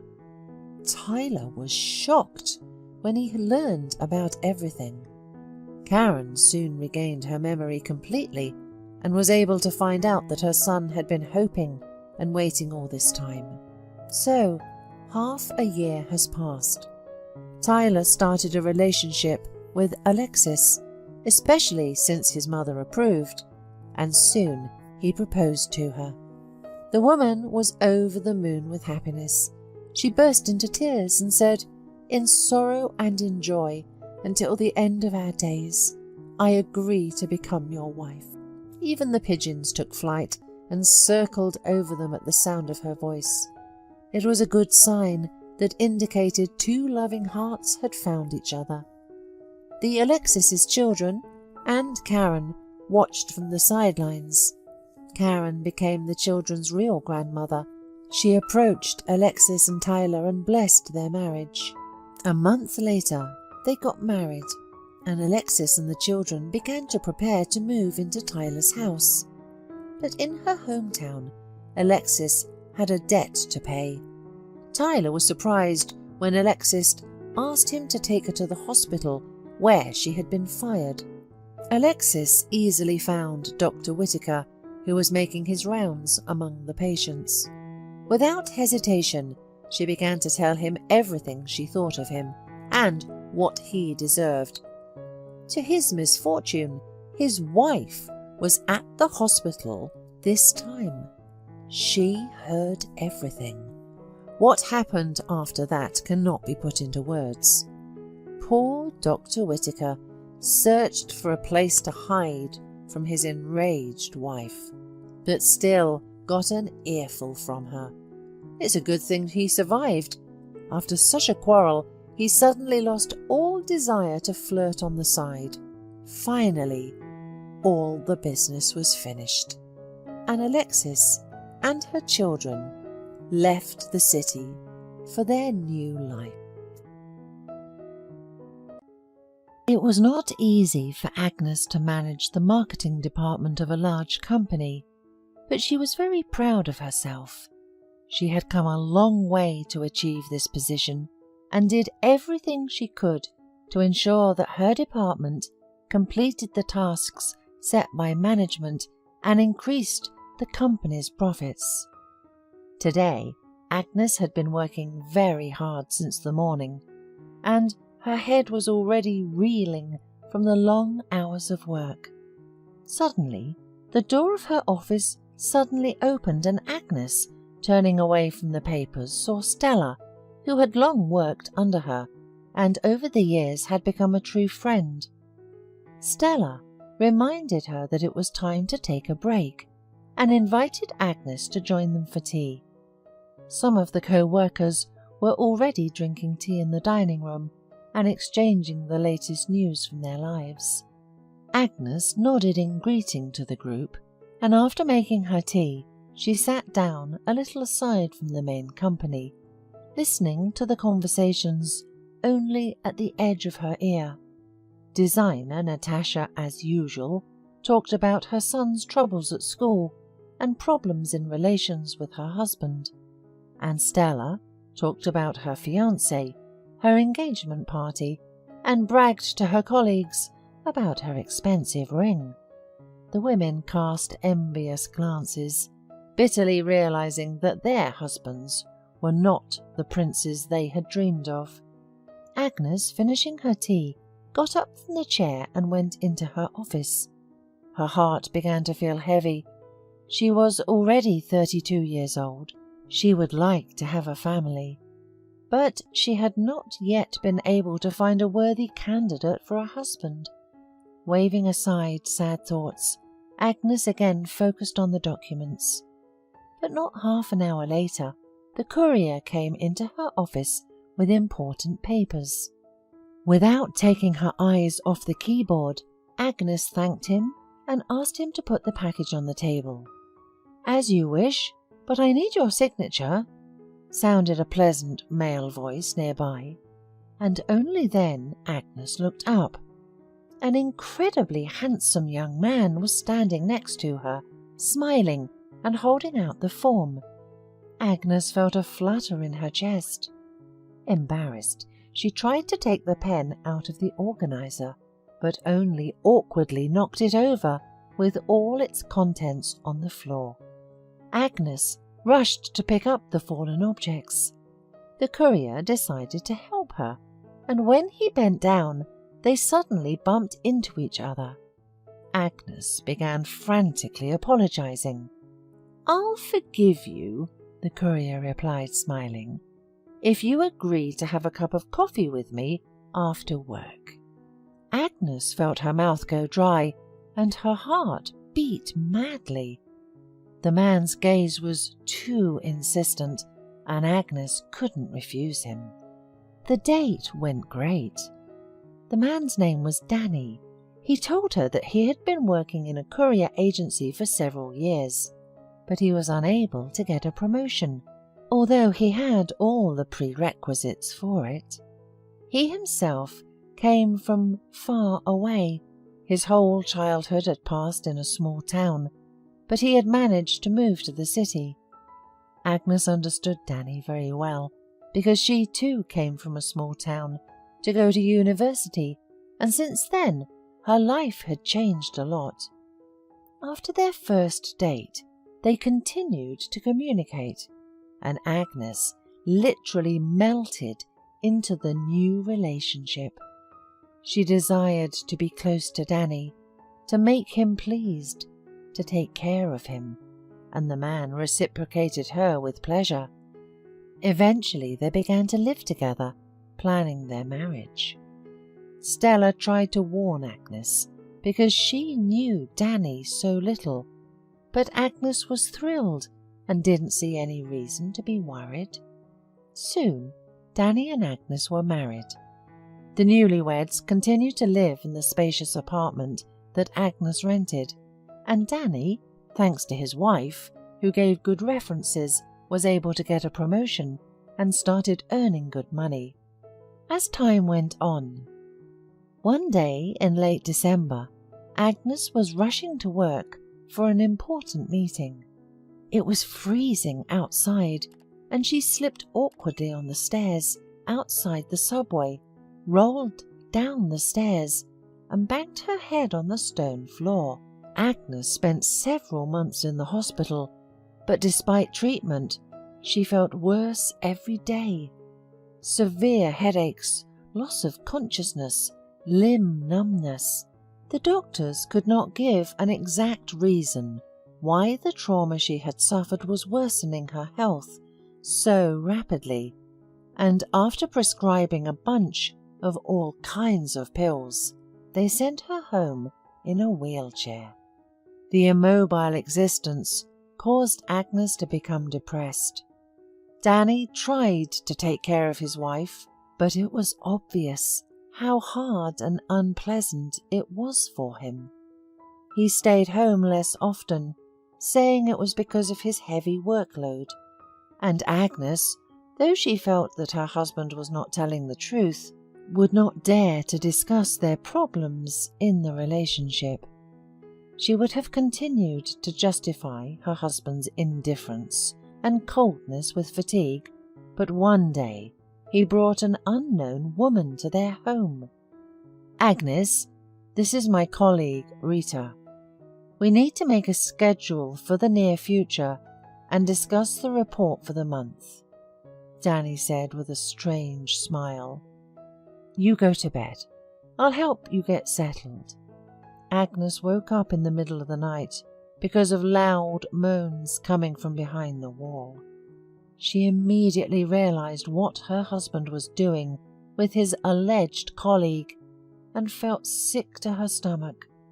Agnes called out loudly to Danny. There was an immediate silence behind the wall, and a few minutes later he burst into her bedroom with an indignant look. "What are you doing in there?"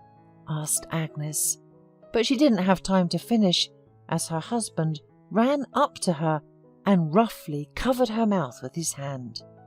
"Are you trying to ruin everything?" he hissed to the stunned-looking Agnes. "I'm just having fun. I'm a man, and I have my needs. I figured no need for me to go to hotels since I have a home," he added nonchalantly. Agnes was overwhelmed by a wave of rage and resentment. "Have you lost your conscience? You think because I'm paralyzed you can do whatever you want? You're nothing without me." "You're wrong. You're the one who's dependent on me now. So stay quiet. And if you keep throwing tantrums, you'll end up on the street. Understand?"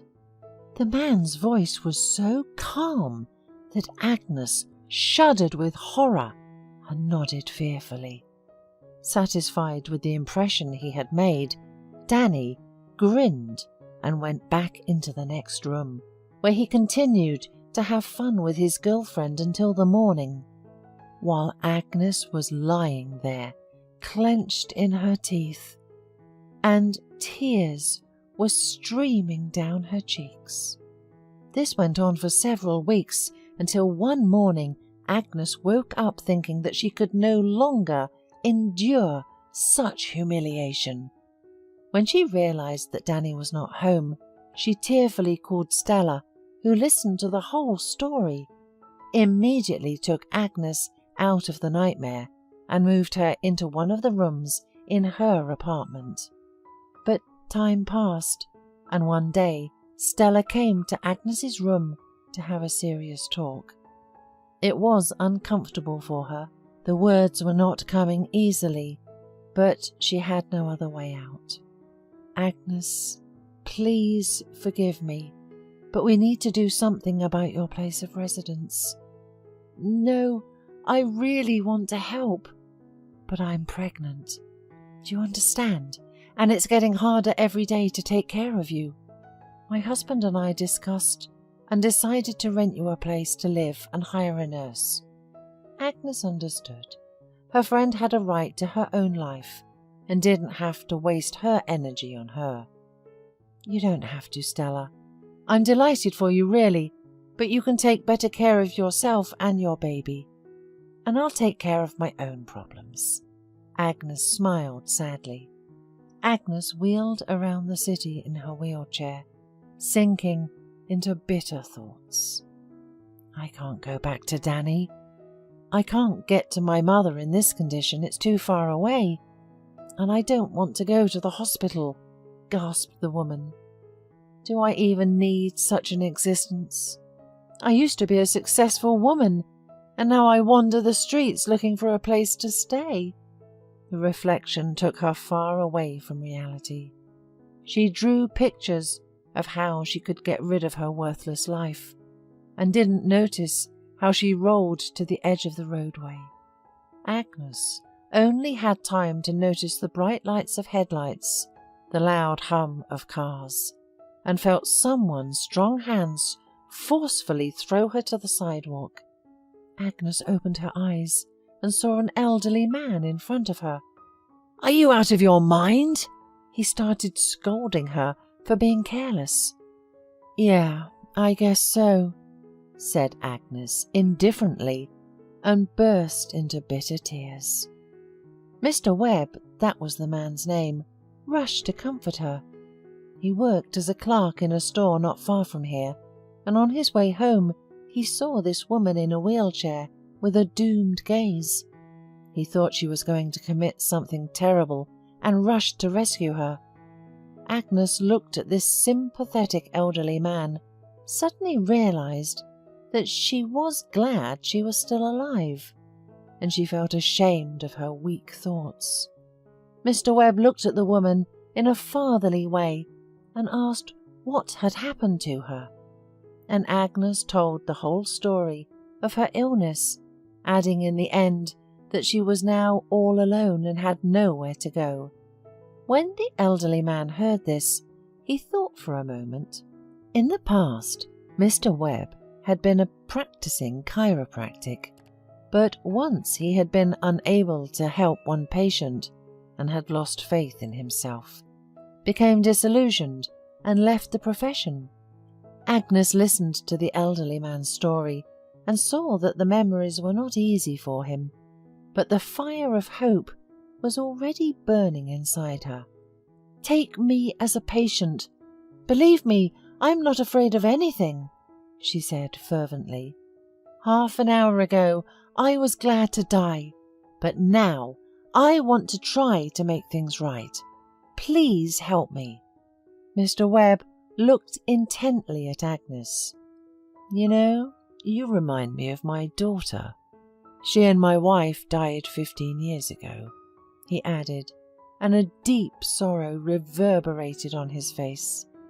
"I will help you, and until I recover you, you will stay with me." Mr. Webb turned out to be a professional in his field, and though with difficulty, he managed to get Agnes back on her feet. After this, she returned to the company, was reinstated, and everyone welcomed her with great joy. As a sign of gratitude, Agnes helped Mr. Webb to return to his profession, actively promoting the courses he created, as many people needed the invaluable knowledge of an experienced chiropractor. Agnes and Mr. Webb developed a warm, almost family-like father-daughter relationship. She divorced Danny quickly, and he did not object, for he had no real feelings for her, and married her only because of her position and money. One evening, Mr. Webb invited Agnes as a guest to dinner with his students. One of them kept his eyes on Agnes the entire evening. The girl thought he looked vaguely familiar, but she could not remember where she had seen him before. The student's name was Larry. He and Agnes got to talking, then after, there were several more meetings in cafes, and gradually a romantic relationship developed between them. And soon Agnes realized why Larry's face seemed familiar to her. "We met a few years ago in a cafe," Larry admitted cheerfully one day. "You were so pretty. I left you my number, but you never called. Tell me why." And Agnes remembered. She had dropped her phone in a puddle, and the data could not be recovered.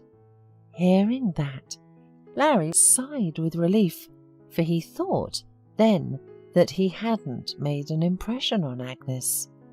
"Yeah, if I hadn't dropped the phone then, maybe life would have turned out differently," Agnes sighed. Unpleasant memories came to mind, but Agnes chased them away. But we can't escape fate.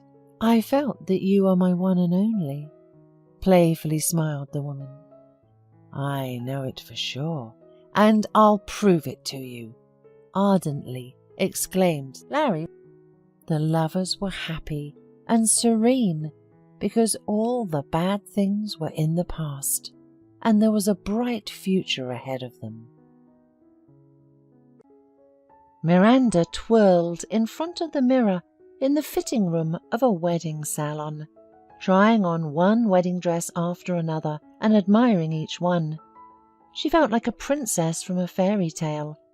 She had never even dared to dream about such a beautiful dress. The young woman smiled to herself and dreamily thought, "How lucky I am! My Jason is the best. It's really impossible to find anyone like him in a million years. He's rich, an athlete, kind and responsive. Since I was born, I felt I was haunted by an evil fate, but now I am so happy, as if he were an award for everything I have been through." Miranda was an orphan. Her mother didn't die or get sick. Nothing bad happened to her. She gave birth to a daughter and abandoned her, without even looking at her or giving her a name. So right from the maternity hospital, the little girl first ended up in the house for babies and then in the orphanage. Throughout her childhood, Miranda harbored resentment towards her mother. She couldn't understand why she was even born if she wasn't wanted. How could her mother so callously abandon her own child, never think of her, and live peacefully? Life in the orphanage was certainly not easy for Miranda. She didn't see life beyond those bleak government walls at all. She had to fight with older kids. Sometimes they took her lunch, stole her things, and constantly teased her. Probably Miranda wouldn't have survived alone. She would have broken down. But she had a best friend, Grace. Like Miranda, Grace was also an orphan. Her mother died in a drunken stupor. The girls stuck together, and it was easier to learn and fight back together. They even looked very similar, both with long blonde hair and neat little noses. Many people considered Miranda and Grace sisters. When Grace was 9 years old, she was even wanted to be adopted, but she refused to go to a new family without Miranda.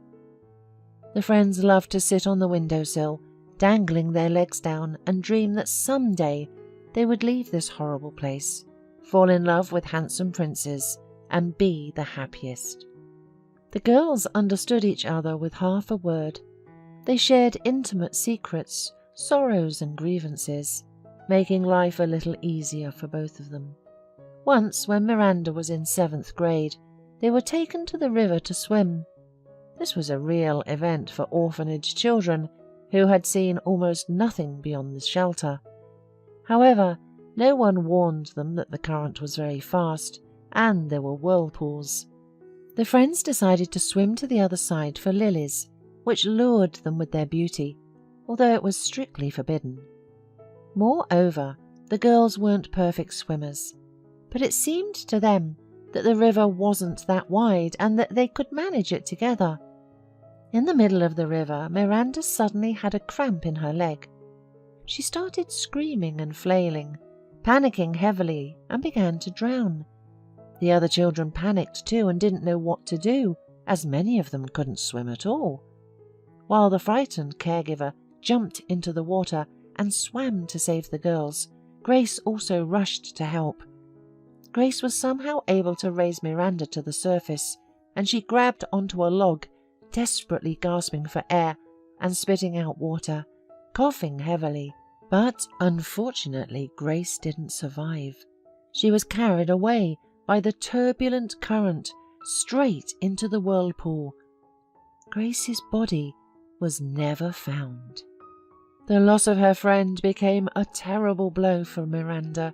She screamed wildly at her funeral and blamed herself for her death because, in fact, it was. After that tragedy, Miranda was admitted to a psychiatric hospital, where she was treated with strong medications that barely brought her back to herself. She became sad, quiet and thoughtful, and very withdrawn. Even the boys began to be afraid of her, considering her crazy. After leaving the orphanage, Miranda, as a full orphan, was given a tiny apartment in a crowded apartment building. During her stay at the shelter, the girl had seen many broken, maimed fates. The girls became night fairies and were simply used by anyone who wanted to, while the boys sank to the bottom, injected illegal stuff, and smoked prohibited substances, or drank heavily.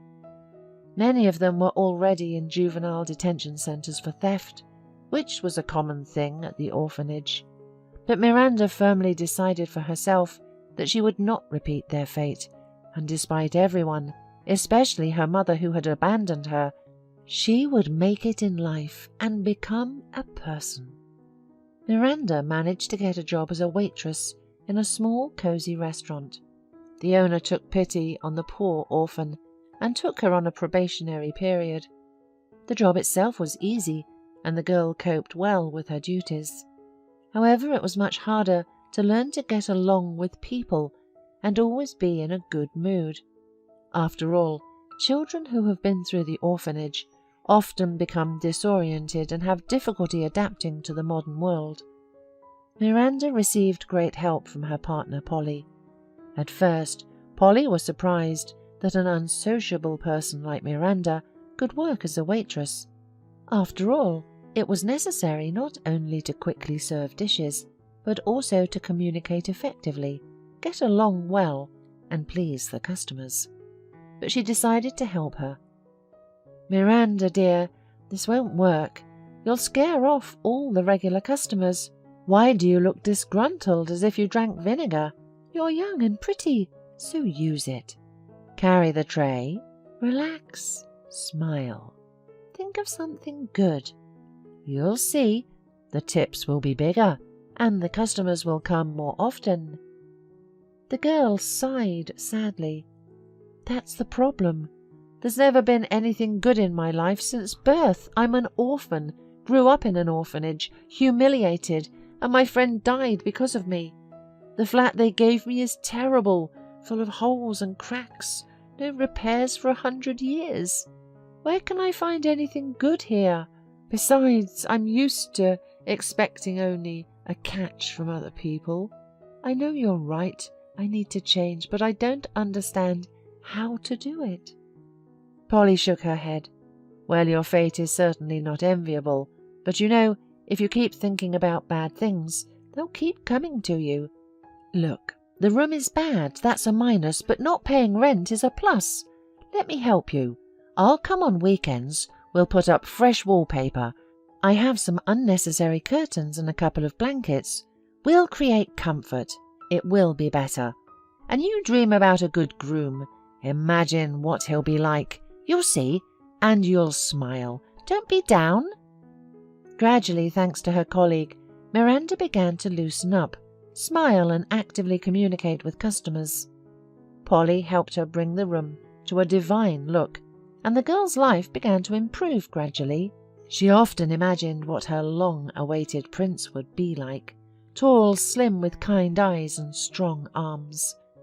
Miranda dreamed of swirling around in a waltz, and he would kiss and hug her. And one beautiful day, a miracle happened, and the prince from her dreams came to the restaurant to have lunch. Miranda's heart immediately beat wildly, and she brought him lunch with a dazzling smile. The guy smiled back and winked. "Hey, beauty, you must help me urgently. It's a matter of life and death." Naive Miranda took everything seriously and asked in a frightened voice, "Of course I'll help you. What happened? Are you feeling unwell? We have a first aid kit in the kitchen. Shall I get it?" The guy smiled even wider and replied, "Yes, Cupid's arrow just pierced my heart. I'll die on the spot if I don't get your phone number." My name is Jason. And yours? Miranda blushed up to her ears and replied, I'm Miranda. Very nice to meet you, but why do you need my phone number, if it's not a secret?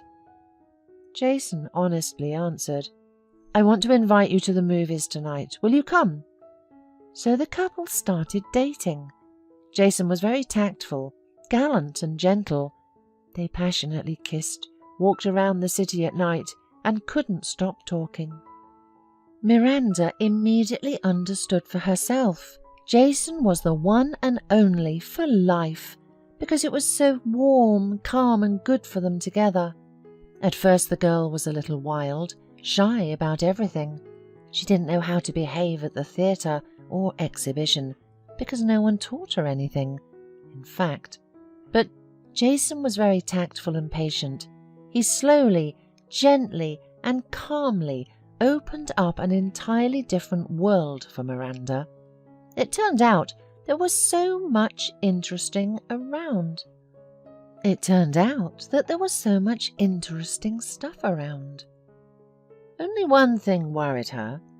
Jason, what will your parents think of me? A poor orphan without money or education? After all, you're from a family of businessmen. They'll probably be against it. Jason hugged his beloved tighter and encouraged her. Don't worry, everything will be fine. My father is a man of the world. He started from scratch himself, grew up in a disadvantaged family, achieved everything himself and worked hard. He also took a wife from a simple family, Mum from the village. That's how it is. Dad can't stand all this glamorous crowd and high society. He loves simple and honest people, so you'll definitely please my parents. And it happened. Miranda went to visit them and trembled like an aspen leaf. But from the doorstep she was welcomed warmly and soulfully. To her surprise, the huge house was furnished expensively, with taste, but without excess pomposity. Jason's father was a grey-haired, intelligent man with a neat beard, and his mother was dressed in a simple but elegant suit, and she had a minimum of makeup. There was no false eyelashes or artificial nails in sight. Miranda wanted to do something nice and baked a Napoleon cake herself, but she was afraid that she would be ridiculed, because such rich people were probably used to eating only different delicacies. All in all, the dinner went great. At the end of the evening, Miranda helped Jason's mother clean up and wash dishes, which completely won her heart over.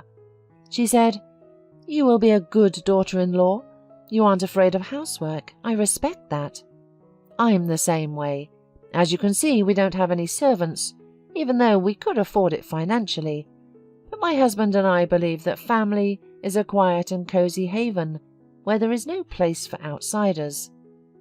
The man's job is to earn money and be the provider, and the woman's job is to maintain the warmth of the home, be a homemaker, understand and support her spouse. I see that you are a good, modest girl, and I am at ease with my son being with you. I think we'll get along. After 6 months of courtship and passionate dates, Jason proposed to Miranda. The girl was over the moon with happiness and immediately agreed. And today was the unforgettable and important day. She was getting married. The newlyweds came out of the church, and a gold wedding ring gleamed on their fingers. They got into a fancy white limousine and were about to leave when suddenly a little girl about 7 years old knocked on the car window. She was so thin and poorly dressed that it brought tears to Miranda's eyes. She shyly handed over a small but beautiful bouquet of camomiles and asked, Ma'am, would you like to buy it for happiness? It's not expensive, only $2. Miranda couldn't resist and bought the bouquet, giving the girl the money from her wallet. Suddenly, Miranda noticed her braids. There were special braids, with colourful ribbons, very intricate, beautiful and sophisticated. Only one person in the world could braid hair like that. her drowned friend Grace. No matter how much Miranda tried, she couldn't repeat the braid. How did the little girl have such braids? Miranda jumped out of the limousine and, taking the little girl aside, asked her quietly, "Sweetie, what's your name? Where are your parents? Don't be afraid, my name is Miranda. Maybe I can help you with something." The little girl replied in a frightened voice, "I'm Savannah. I'm 7 years old and I live with my mum. She's very sick right now. She can hardly get up. And there's no dad. Mum says he's a polar pilot on a distant expedition, but I don't believe it. I think he just left us. I'm selling these bouquets to collect money for my mum's surgery. I really want her to get better. I love her so much. And I live nearby, the house with a yellow roof on the next street." An excited Miranda promised the girl, "You know what? I'll come to visit you in a couple of days. Can I? I'll get to know your mum. Maybe I can help with something." Savannah nodded. "Okay, Miranda, come visit. I'll be waiting for you." Miranda hugged the little girl warmly and returned to her husband in the limousine. Her heart was restless and uneasy. She thought, what if this is my friend's daughter? Maybe she didn't die. Although, how is that even possible? 100 questions and not a single answer yet. A worried Jason asked, "My dear, what happened? What were you talking about with that little one? You don't seem like yourself." Miranda replied with a trembling voice, "It's a long story, everything later. Perhaps there's even a thread leading to my past, but I don't want to think about it today, on our holiday. Let's go have fun, my love." And she gently kissed her husband. But she worried in vain. Her treat was welcomed with joy and eaten with appetite, praising her. It was so important and very pleasant for Miranda. The wedding was a success, followed by an unforgettable wedding night. For a couple of days, Miranda couldn't stay away from her Jason. She was absolutely happy. But as soon as life returned to its normal course, the girl hurried to visit Savannah as promised. With a racing heart, she called and knocked on the door, but no one opened it. A small, cute dog barked in the yard. A neighbour, an elderly woman, came out and explained everything. "Are you looking for Grace? They took her away in an ambulance yesterday. She's really sick, poor thing, in the 3rd City Hospital." Miranda anxiously asked, "And Savannah, her daughter, where is she?" The elderly woman sighed. "Savannah is with me for now, sleeping. Her mother is dying. She has cancer in the final stage. It seems that the girl will be sent to an orphanage. God forbid something happens to Grace. I feel sorry for both of them. It's as if someone cursed them." "And what is Grace's surname? I want to visit her in the hospital," asked Miranda. "Bowles. And if you go to Grace, take these treats from me," said the woman, and brought out a few apples and pastries. Miranda grabbed the bag and rushed to the hospital. All the way she was worried. Lord, everything is coming together. The woman's name is Grace, just like her friend.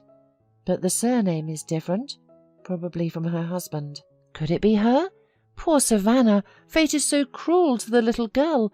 You can't envy her. How much she loves her mother, collecting every penny to make her well again. A pleasant young nurse was sitting in the reception room.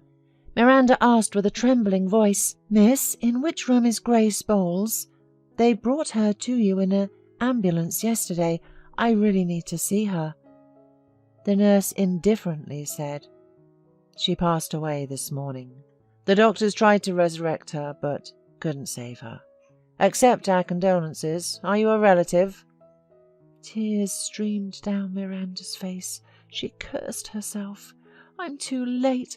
I didn't get to see my friend. I was too busy with myself." Suddenly she had an idea and asked, "Can I at least say goodbye to her? Just for a few minutes, please?" She's my childhood friend. There's no one closer. We haven't seen each other for many years." The nurse allowed it. "We haven't taken the body to the morgue yet. You can stay with her for a few minutes, but not too long, or I'll get in trouble. I'll take you there now." Miranda walked behind the nurse, her legs barely holding her up. The body of a woman lay on a stretcher covered with a sheet. She took a deep breath, crossed herself, and resolutely opened the sheet. And she almost screamed in shock. It wasn't Grace, not her friend. An entirely different face, thin lips and nose, entirely different hair. No, this was definitely not Grace, whom she had known since childhood. Miranda covered the body back up and felt some relief, rejoicing that it wasn't her friend lying here. But then she thought of Savannah, of how the little girl had lost her mother today and doesn't even know it yet. What awaits her? A terrible orphanage. There can't be a worse place. The young nurse said quietly, "I'm so sorry. She was so young and now she's gone. We'll send the body to the morgue now, and then you can take care of the funeral. Will you be taking her personal belongings and documents? Nobody can come to see her at all. That's why I'm asking.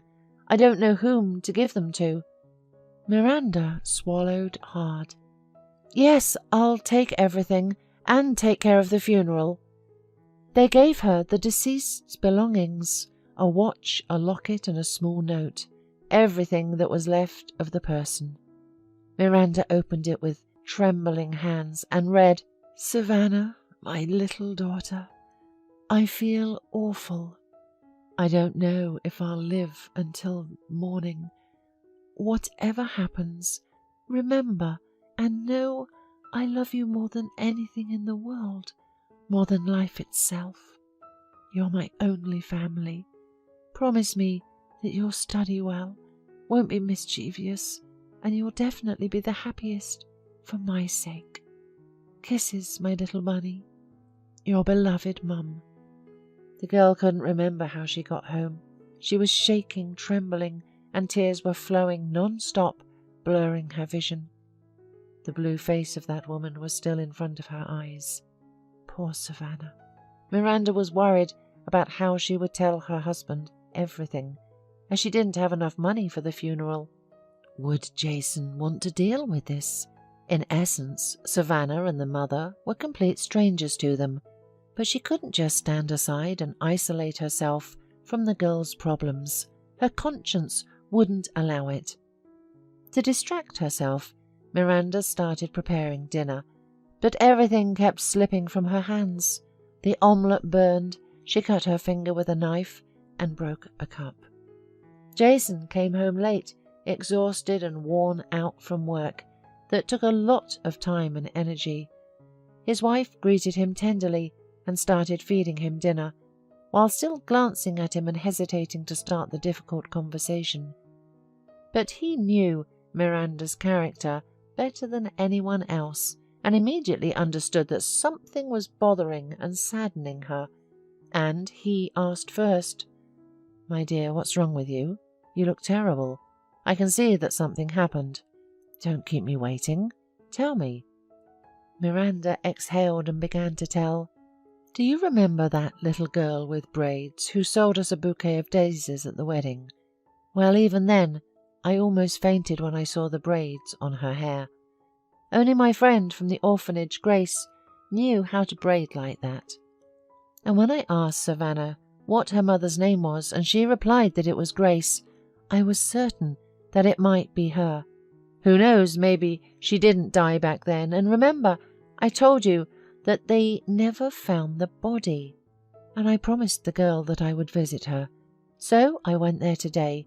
It turned out that her mother was suffering from cancer and was in the hospital, and the little girl was staying with an elderly neighbour.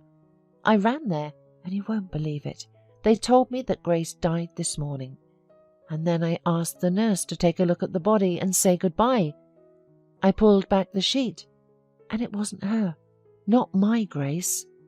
Then the nurse asked me who would be taking the body, clothes, and organising the funeral. Apparently they have no relatives. I quickly and emotionally said that I would take care of it. And I didn't consult you, and I feel so sorry for Savannah. She's only 7 years old, such a wonderful girl. What awaits her? A children's home. I've been in that hellhole, and I wouldn't wish anyone to end up there. I've been crying all the evening, and I can't do anything. I was afraid to tell you. You might say, why do we need other people's problems and children? You'll probably scold me. Jason listened seriously without interrupting. Then he gently hugged his wife. Miranda, we've known each other for 6 months. Have I ever scolded you? What nonsense are you talking about? The situation is really difficult. The girl's mother died and there's no one to help her. It's a tragedy for a child. Not every adult can handle it. Of course we'll give the woman a decent farewell. We're not in financial distress, and as for the girl, if you like, we can take her into our family and become her guardians. We'll raise the child properly. How about that? Miranda cried from an excess of emotions and threw herself on her husband's neck, kissing him. How much I love you, Jason. You have a huge, kind heart. I'll pick up Savannah tomorrow. You don't mind? Let's help her get through her grief together, and then I'll arrange for the funeral and memorial service. I just don't know how to tell the girl that her mother died. I can't bring myself to do it. Jason advised. Tell her that her mum was transferred to another hospital for long-term treatment, and she'll stay with us for a while, and we'll see how it goes from there. The very next morning, Miranda went to the neighbour's house and whispered quietly to her on the porch. Grace died yesterday. I'll take care of the funeral. My husband doesn't mind. The memorial service is at 2 o'clock tomorrow. And one more thing. I want to adopt Savannah. I can't let the child end up in an orphanage. Can I take the girl today? The neighbour burst into tears and crossed herself, shaking her head. Oh my God, what a tragedy! May Grace rest in peace. She was a good woman, and so young. And why did this calamity befall her? Thank you for everything. I'm old already. I couldn't leave Savannah with me, but it's such a pity. An excellent girl, obedient and clever beyond her years. We'll all come to see Grace off, and we'll contribute what we can to the funeral. But I don't understand why you decided to help this family and worry so much. You're not related to them, are you? It's so strange today. Nowadays people are so cruel. You fall down on the street, God forbid, and they'll just step over you and move on. Miranda sighed and replied, You see, I am an orphan, grew up in an orphanage and suffered a lot there, so I can't let such a wonderful girl as Savannah end up there. That's all. The neighbour led Miranda into the house, and Savannah was delighted to see her. Oh, Miranda, you came. I'm so happy, and I'm drawing and helping Mrs. Simmons and waiting for Mum to come home. She'll get better, won't she? The child looked so intently into Miranda's eyes that everything inside her shrunk and turned inside out. The woman barely managed to hold back the tears that welled up in her throat and began a difficult conversation. Savannah, my little son, I have some news for you. Your mum was transferred to another hospital today, far away, to the capital. Mrs. Simmons is already old and can't take care of you for long. I would like you to live with our family for a while. I understand that we hardly know each other and it's a little strange, but please believe me, neither I nor my husband will hurt you. We'll love you, play with you, and do everything we can to make you smile. So what do you say? Do you agree? Savannah looked at Miranda as if she were an adult and said quietly, Don't treat me like a little kid. You're lying about everything. Mum wasn't transferred anywhere. She died, didn't she? I overheard the doctors talking a long time ago, and I know that Mum was seriously ill. Tell me the truth. I want to say goodbye to her too.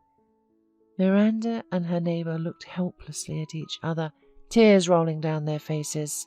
Finally, Miranda nodded and handed Savannah a note. Your mum left it for you. Do you want to read it?" The girl shook her head, but eventually began to whisper the text quietly.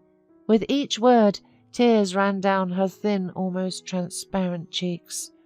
Savannah reread the note several times, and all the time held onto it like the most precious treasure.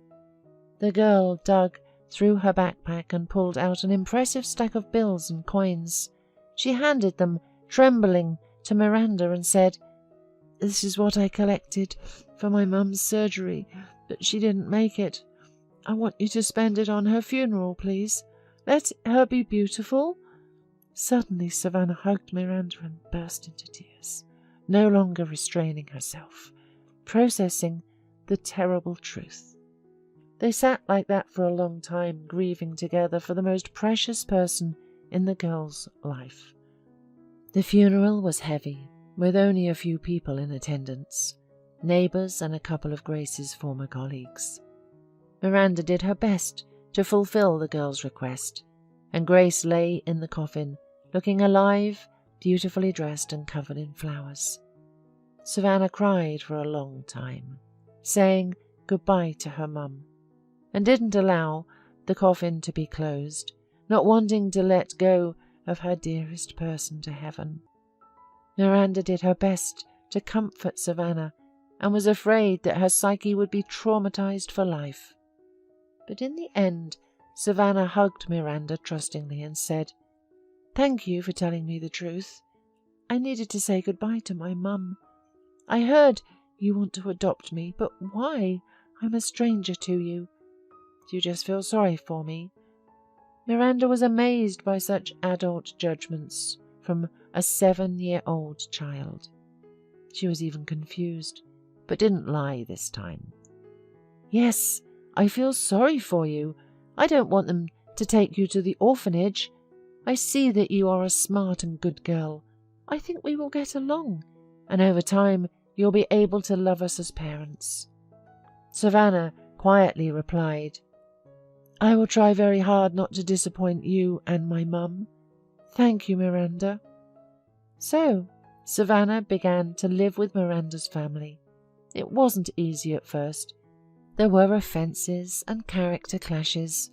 Savannah felt embarrassed and shy and couldn't get used to her new home. She often cried in the evenings and missed her mum, rereading the note. But the adults were patient, didn't pressure the girl, comforted her, and distracted her as best they could. Gradually she accepted and loved Miranda and Jason, as if they were her own. After 6 months, Savannah rushed into Jason's office, joyfully shouting, "Dad, let's go eat! Mum, Miranda baked such a pie! You'll love it!"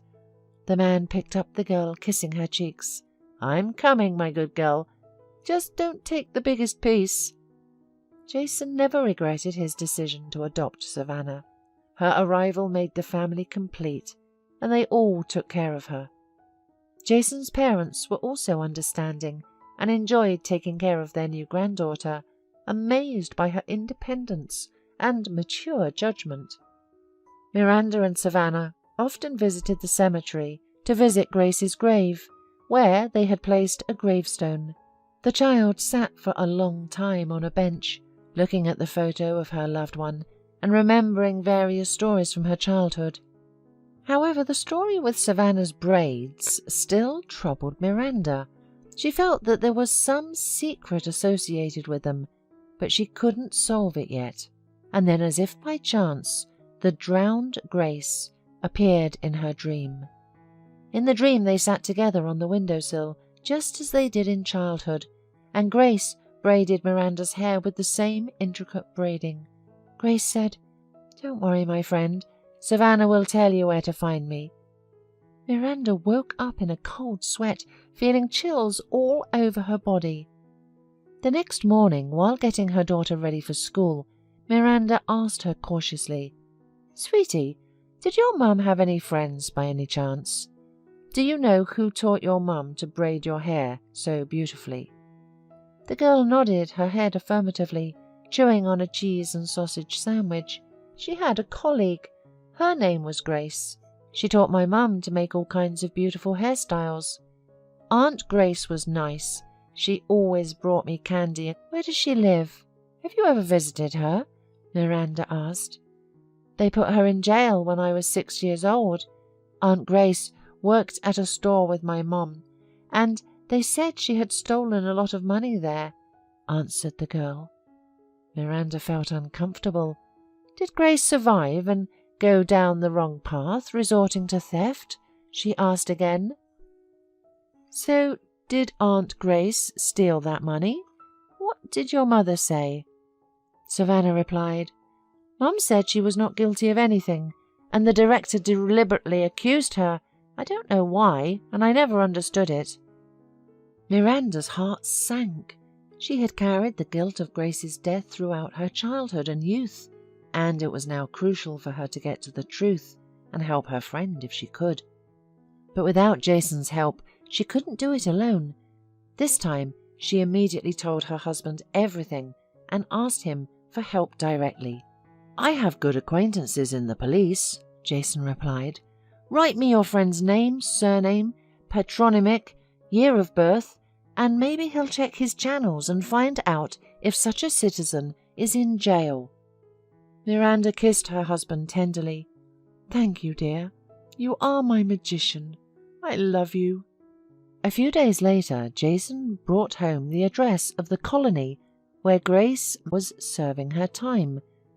The prison was a 3-day train ride away, and the charge was theft on a large scale. Miranda was trembling with anticipation and disbelief. Jason, my dear, I must talk to her. Look her in the eye. I just can't believe that Grace is a thief. She couldn't stand theft and injustice in the orphanage. You know, Grace was like a sister to me, even closer. She saved my life. Otherwise, I would have been gone long ago. Jason kissed his wife on the head and hugged her. I anticipated this, so acquaintances promised to arrange a meeting. You'll go talk to your friend and find out everything. If she's innocent, we'll help however we can. Miranda squealed with joy. My darling, thank you for understanding me. 2 weeks later, Miranda entrusted Mrs. Simmons with looking after Savannah during the day, bringing her home from school and feeding her. Meanwhile, she set out to see her dear friend Grace, whom she thought was dead. You have 2 hours. Time's up, said the guard, and Miranda finally saw her friend. She barely recognized her in this tortured, emaciated, tall woman. Grace's once cheerful blue eyes were now detached and lifeless. But when Grace saw Miranda in front of her, she immediately recognized her, smiled joyfully, and rushed to hug her.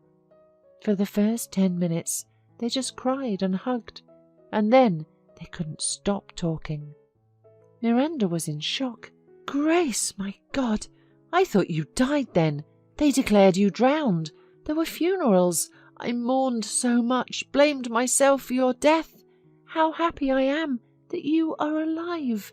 Tell me everything. Grace sighed and began to tell her story. I couldn't swim out then. I only managed to push you out, and I ran out of strength myself. The current carried me down 1 kilometre. I must have lost consciousness, because I woke up already at home.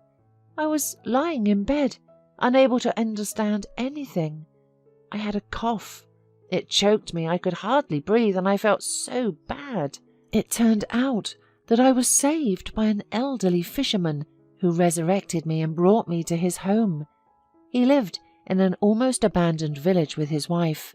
Many years ago, their little daughter drowned and they had no more children, so they decided not to give me away. They believed that the Lord sent me to them for comfort in their old age. I was sick for a long time, and they took care of me, treating me with herbs, decoction, steam baths. Gradually, I recovered and stayed with them. They were good, kind people who sincerely loved me, and I gradually got used to them. I helped them in the garden and around the house, and finished rural school. Then I went to the city to find a job. Without education and experience, I couldn't get anywhere, but I managed to find a job in a store. My partner was a good person, also named Grace like me. She taught me everything, and we became friends. But the owner of the store had his eye on me and made repeated hints of intimacy. He was a very unpleasant person, and I refused him. Then Bruce began threatening me, saying that if I didn't become more compliant, he would cause big trouble for me. I should have quit quietly while I still could, but I didn't take his threats seriously, and then, during my shift, all the money for the week disappeared without a trace from the cash register. Bruce called me a thief, called the police, and all that money was found in my bag. But I didn't take it, I swear. You know me. I won't take what belongs to others. I was sentenced to 2 years in court. It was such a blow to me, such a shame. I was shamelessly slandered. No matter how much I protested my innocence, no one was listening to me. Bruce simply framed me, but I couldn't prove it. I've already served a year for nothing, but I'm losing strength. I'm so apathetic I don't even want to live. This place is such a hell that life in an orphanage seems sweeter than honey. What's next? Who will need me with the stigma of a prisoner for life?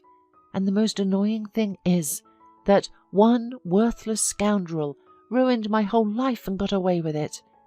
He lives his life while I suffer. Miranda couldn't take it and started crying, hugging her friend again. Grace, don't talk like that. I need you. Aren't we sisters?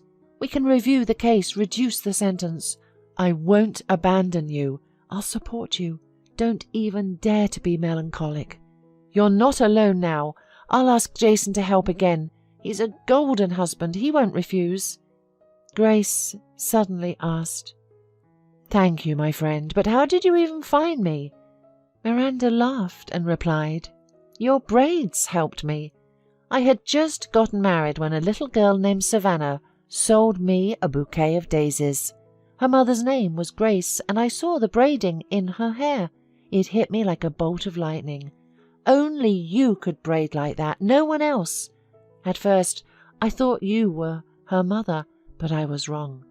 Unfortunately, the woman died of cancer.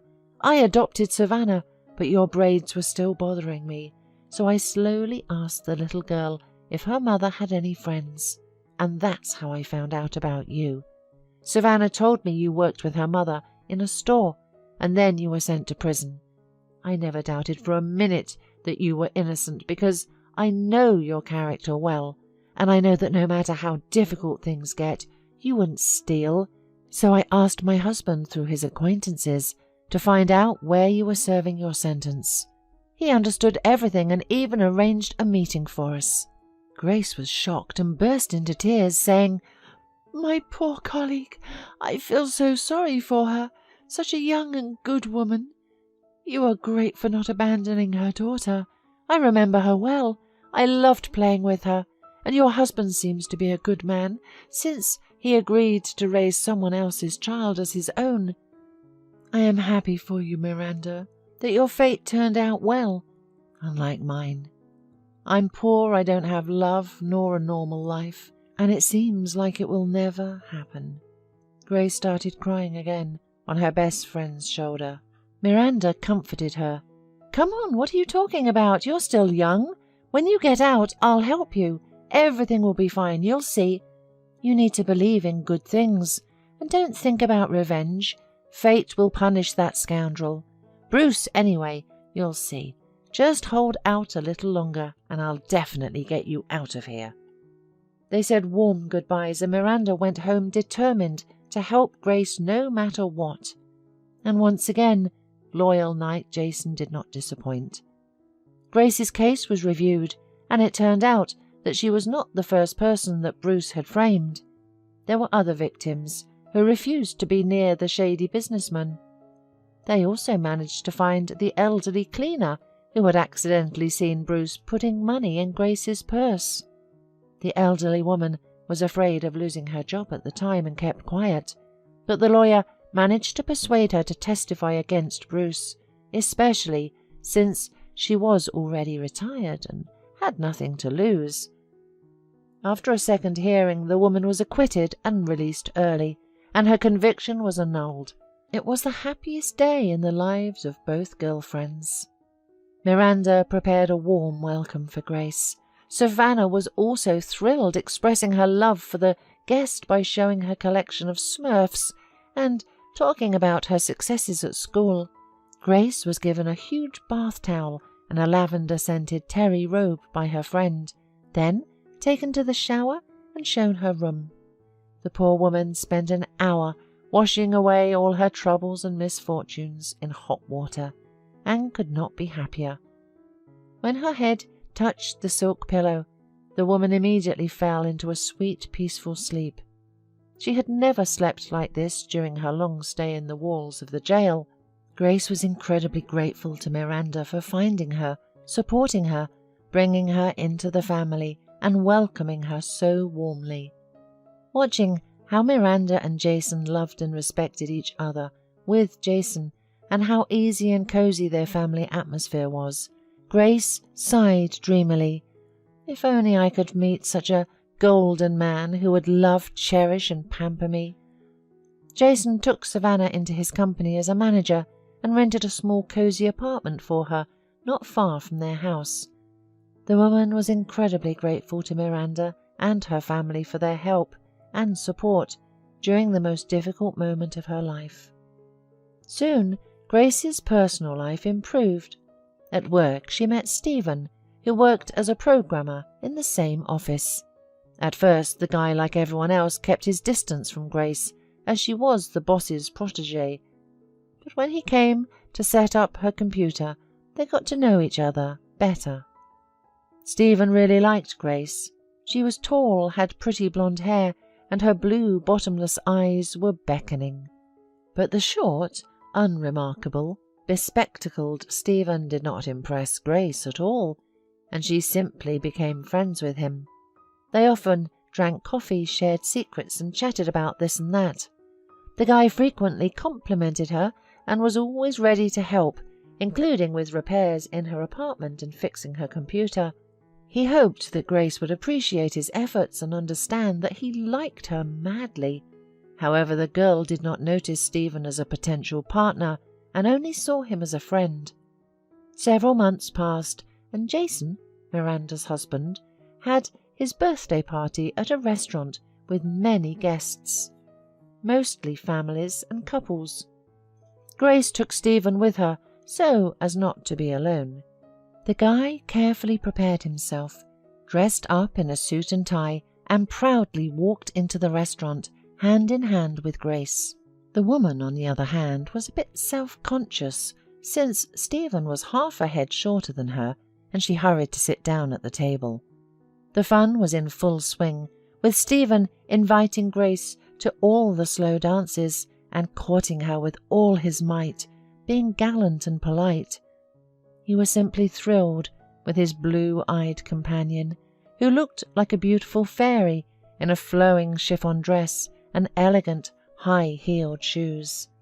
Miranda, who was covertly watching all the guests, couldn't resist and approached her friend with a glass of champagne, whispering in her ear, "Congratulations! Do you finally have a suitor? Why do I know nothing about him?" "Who, Stephen?" asked Grace in surprise. "What kind of suitor is he? He's just a friend of mine." Miranda shook her head. "You're wrong, girlfriend. It's obvious that Stephen has a crush on you. Jason told me about him. He's a valuable and promising employee, and he's a good person. So take a closer look, or you'll miss your chance for happiness."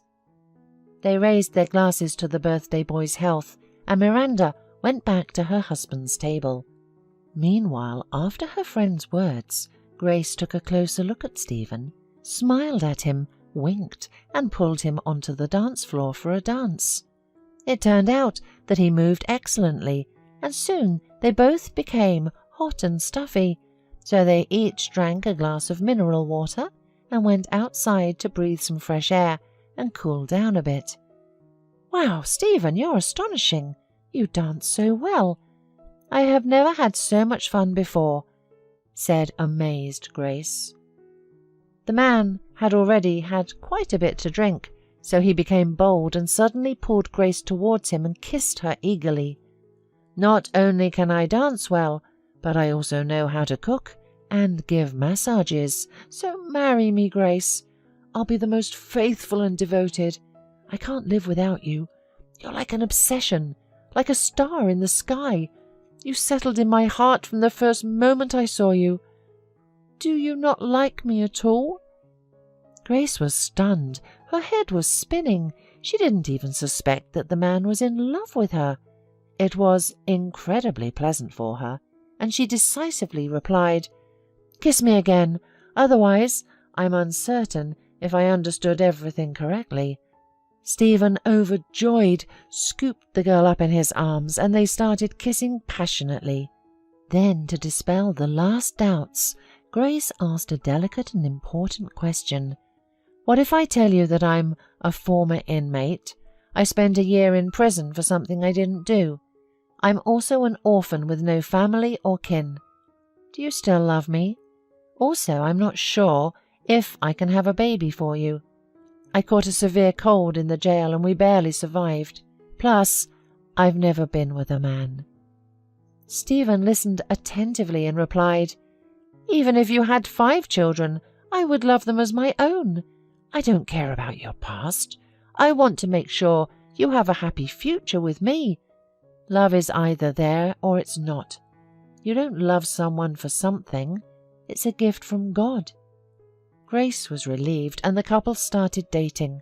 Stephen enveloped her with such care, love, tenderness, and affection that she quickly forgot about his glasses and short stature, and saw in him the best, most beloved and reliable man in the world.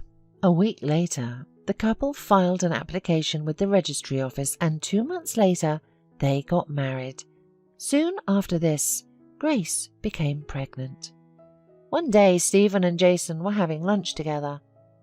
"Jason, may I congratulate you on expecting a baby?" Jason objected.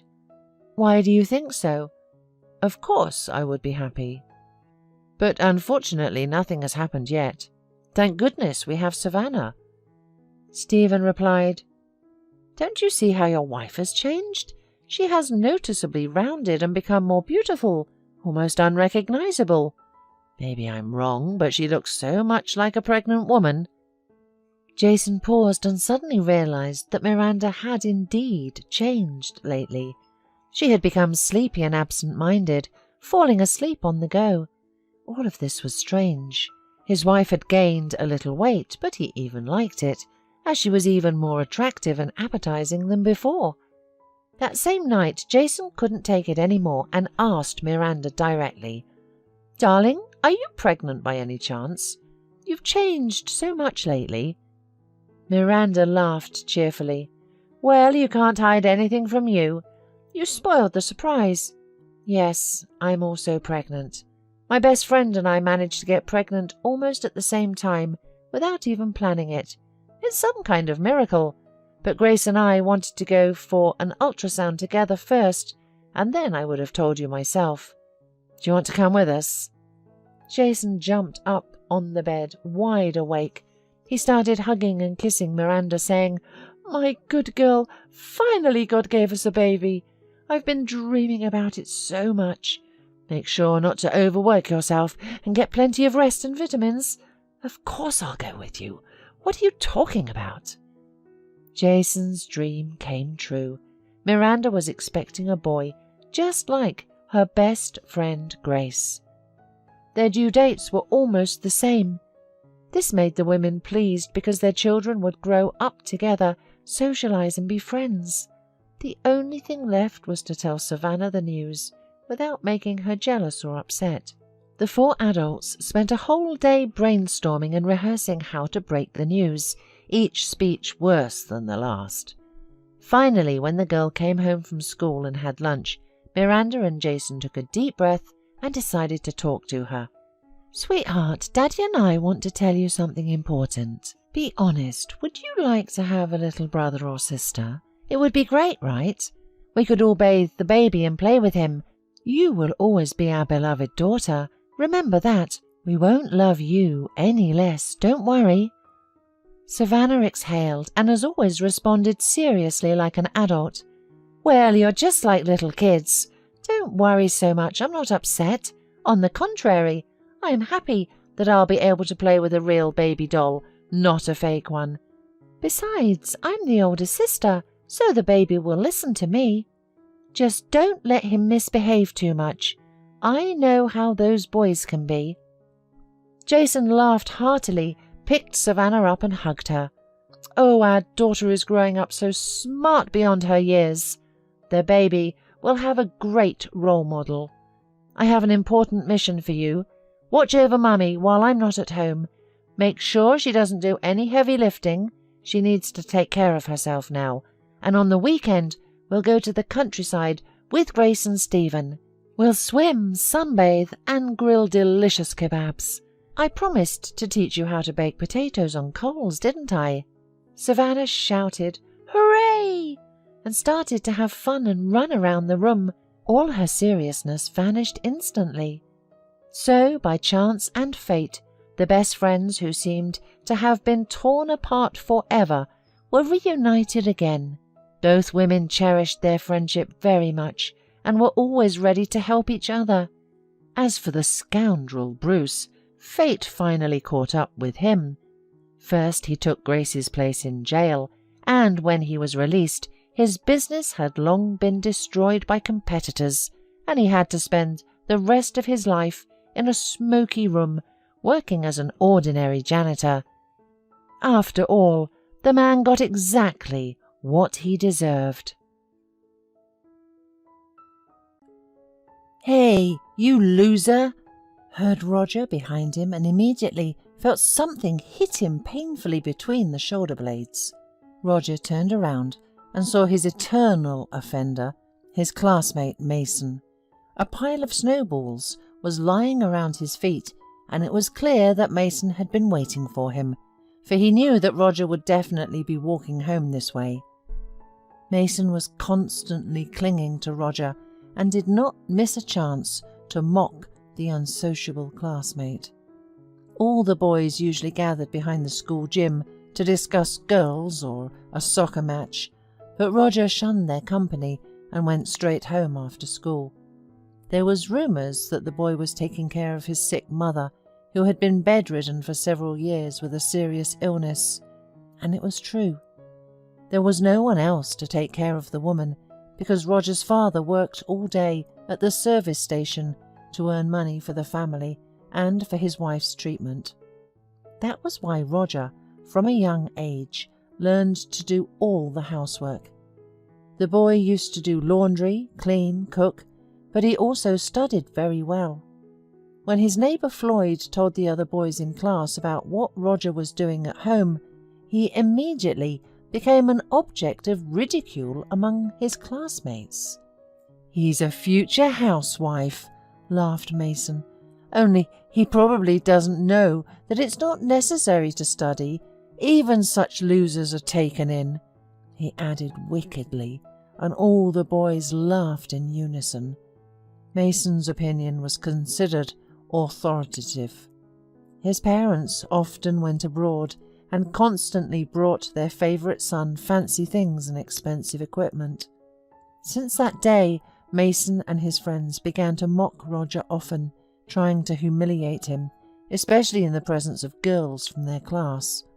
But Roger always held himself with dignity and did not react to the attacks, and this irritated Mason even more. Roger lost his temper only once. It happened when Mason came too close to him and pulled the button of his old shirt and tore it off along with a piece of cloth. For a moment, Mason seemed even taken aback, but then, looking at his friends, who were standing far away, grinned and threw the torn flap in Roger's face. "That's okay, you can sew it on. You're a future seamstress, aren't you? Although, no, you're probably a loser, like your father, and you'll spend your life working for pennies at a lousy service station. Well, to each his own." and then suddenly the always poised Roger grabbed Mason by the jacket. "I'm not a loser. Got it? And neither is my father. He works there so I can achieve success in life because I deserve it, unlike you. And if you ever say anything about my father again—" "What will you do?" asked Mason with a challenge, hearing his friends coming closer behind him. "You'll find out then," answered Roger calmly, and releasing Mason, simply walked away. Mason wanted to continue the fight, but he was stopped by his friends, who said that Roger was a brave boy, unafraid to stand alone against all of them. Since then, Mason has held a grudge against his classmate for his humiliation, and if before this incident he had mocked him without anger out of nothing to do, now he began to do it purposefully, thinking over his every move. Once he even vandalized the chemistry lab and said that he had seen Roger go in there after lessons. Roger was saved from punishment by Tiffany, a local beauty and excellent student who had seen Roger at the pharmacy at the time. They believed the girl, of course, and Mason was just furious that this loser was lucky again. Many years had passed since then. The roads of the classmates had parted, and now they had decided to get together again. The task to find all classmates was given to Tiffany, who had already managed to make a successful career and become a chief accountant of one of the city's companies. On the eve of the reunion, Mason drove in a luxury car to one of the well-known chain car washes. Getting out of the car, he proudly went to the young man who was taking orders, and suddenly he was surprised to recognize Roger in him. A smirk appeared on Mason's face. Well, justice has finally been served, and this arrogant beggar got what he deserved, he thought happily. "Oh, what a meeting," grinned Mason sneeringly. "Turns out I was right. You've decided to continue the family business," he added smugly and laughed. "Hello, Mason. You haven't changed either, I see. You still do not respect yourself, insulting the work of other people," replied Roger calmly, and started washing the car. The cold-blooded calm made Mason finally lose his temper. He already clenched his fists, but then he remembered the reunion, and an idea occurred to him. He took out his phone and began filming Roger washing his car. "So, honest student, has your school knowledge been useful to you? You wash cars, so you're a loser after all, just like your father. Do you remember how we laughed at school that you would follow in your father's footsteps, and you shouted that it wasn't true and that you deserved more? But eventually it turned out as I had said. How ridiculous you are." Roger was silent. When he finished his work, he looked indifferently at his classmate and left without a word. Mason could not sleep all night, anticipating how tomorrow night at the party he would show everyone the video, under the approving laughter of his school friends, and finally he would be able to cause the smile of the unapproachable Tiffany, whom he had loved since childhood. He tried to woo her many times, but every time he got a polite refusal. A reunion was planned at the best restaurant in the city. The girls, in beautiful dresses, with beautiful hairstyles, and mature guys, looked at each other with interest, laughed, recalled their high school years, and asked each other how life had turned out. Waiting for a moment when Tiffany happened to be near him, Mason took out his phone and turned on the video, promising his friends an unforgettable show. "Have you recognized this miserable guy? He was acting too smug, but never achieved anything. He must be so ashamed that he didn't even come here today. Everyone fell silent and watched the video, while Mason enjoyed his triumph. He felt like a victorious hero who had unmasked a worthless loser. When the video ended, some of his friends cheered him on, with a few caustic remarks. Some just laughed, and only Tiffany turned away indifferently. And in the midst of the evening, Roger appeared unexpectedly for all. He was stylishly dressed. An expensive Swiss watch was on his wrist, and he immediately attracted everyone's attention. The girls noticed at once that, judging by the absence of a wedding ring, Roger had not married yet, and immediately began a struggle for the attention of such a prominent man. Everyone had forgotten about Mason, who at first was bewildered, but then pulled himself together, throwing mocking glances in Roger's direction. Everyone started asking Roger about his occupation, but he only evasively replied that he was engaged in car washing.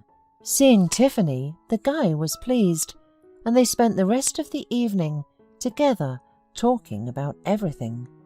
When people began to leave, Roger and Tiffany drove away together in his car. The rest of the men began to discuss Roger again and wonder about his business. In the end, they all decided that Roger and Mason just played a practical joke on them today, having shot that very video. "Well done," said Floyd, patting Mason on the shoulder approvingly. "How did you both come up with that?" "Are you all stupid?" snapped Mason. "Didn't you realize he had made a performance for you? Renting things isn't a problem now, and you fell for it," he said with a frown, and staggered out of the restaurant. A week after the reunion, the same car, which was previously driven by Mason, stopped again at the same car wash. Only the driver was not Mason at all, but an elderly man in a suit. In 10 minutes the car was clean, and suddenly a panting Mason showed up at the car wash and started hurriedly making excuses to the man in the suit. "I'm sorry, Mr. Young. It was the bus that was late." "You've got some nerve. Do I have to wait for my driver in the morning and then take my car to the car wash myself? Do you have any idea how much 10 minutes of my time is worth? I have already warned you that one more stunt like that and I'll kick you out. Of course, I gave your father my word to help you with your job because no one wanted you after you were released, but keep in mind my patience has run out. Get to the office any way you can. When you get there, come up to me. I'll decide what to do with you," he added, and slamming the door, drove away. Mason blushed thickly and nodded guiltily in response. Roger was watching all this from a distance. Today he was checking the work of his car wash and was on his way to meet Tiffany at one of the city's cafes. On that day, Mason had arrived for the first time.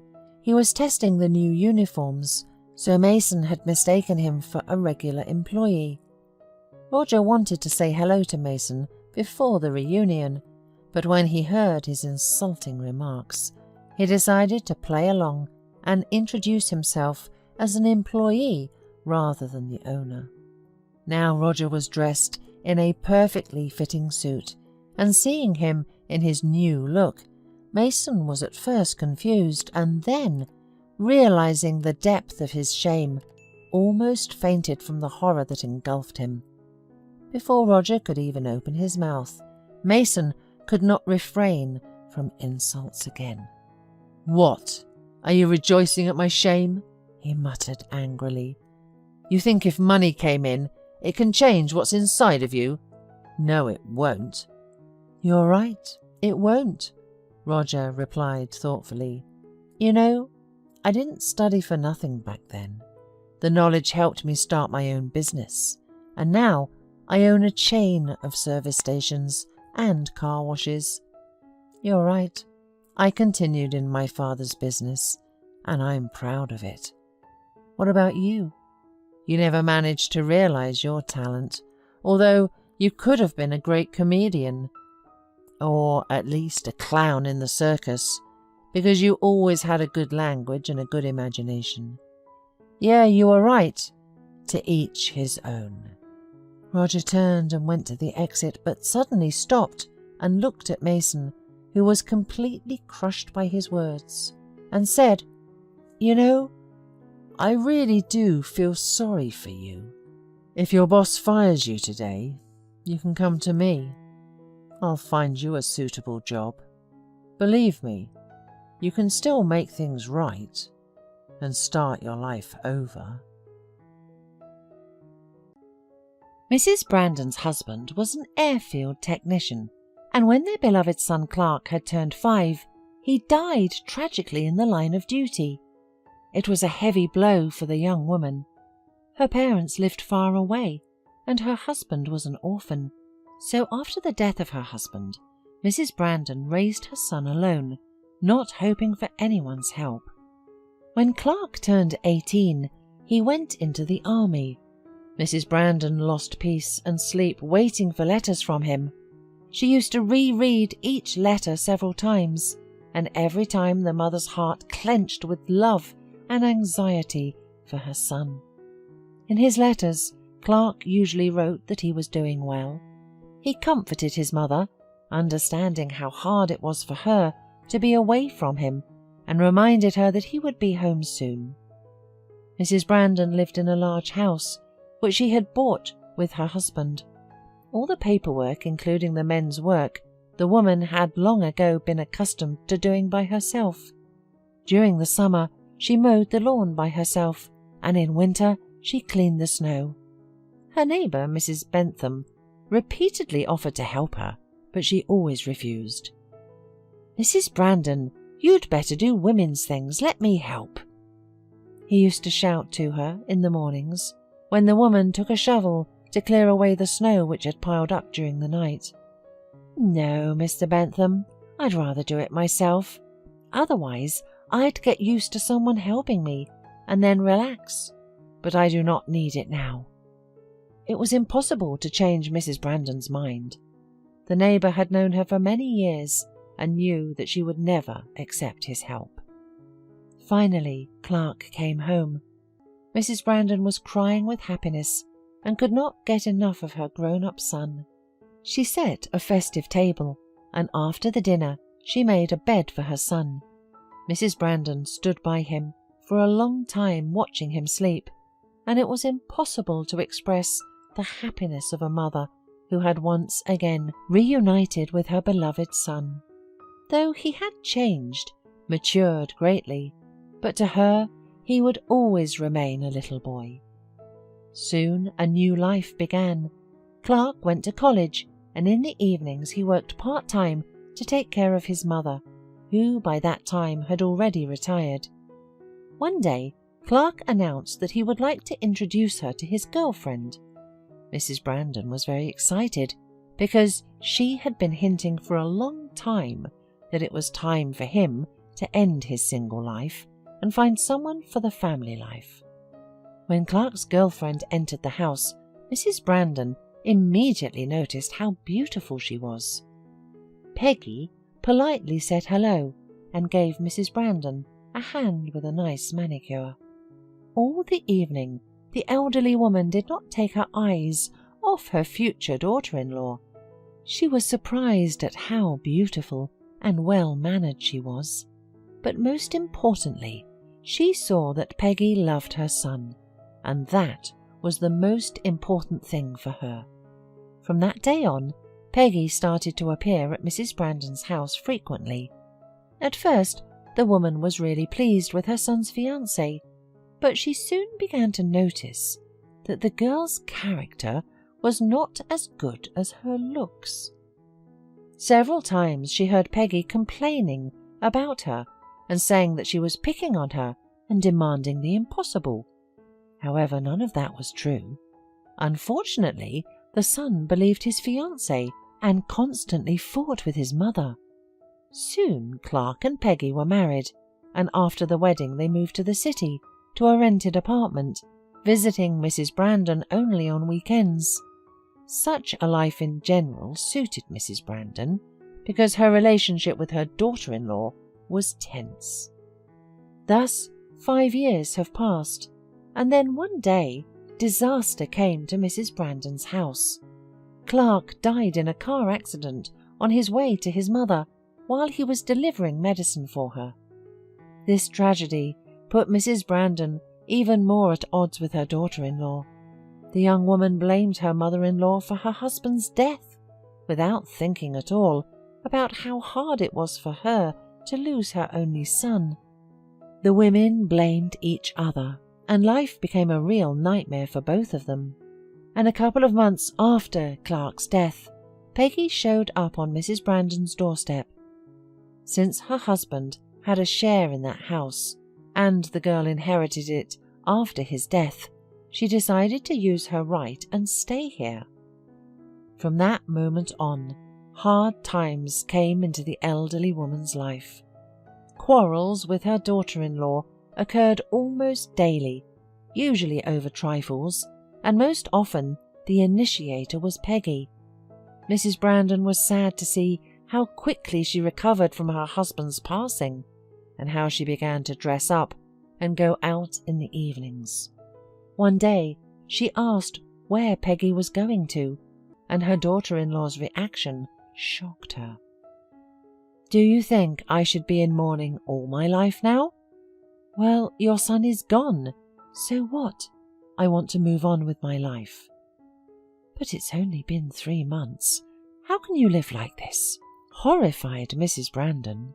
"Stop reminding me of that," said Peggy, and left, leaving the elderly woman alone with her thoughts. Mrs. Brandon was hurt that her daughter-in-law had forgotten her son so quickly. She had never even been to his grave, while Mrs. Brandon spent all her spare time there. She usually talked to her son, telling him how difficult it was for her to live with his wife, who finally showed her true face. Mrs. Brandon, of course, disliked Peggy's behaviour, but what made her most furious was a conversation she had with her late one evening. "Mrs. Brandon, why don't you sell me part of the house? You won't need it any time soon. You could move into a nursing home or hospice, and I could have a separate place to live," said Peggy, looking at the elderly woman defiantly. "What? Peggy, are you out of your mind? This is my house.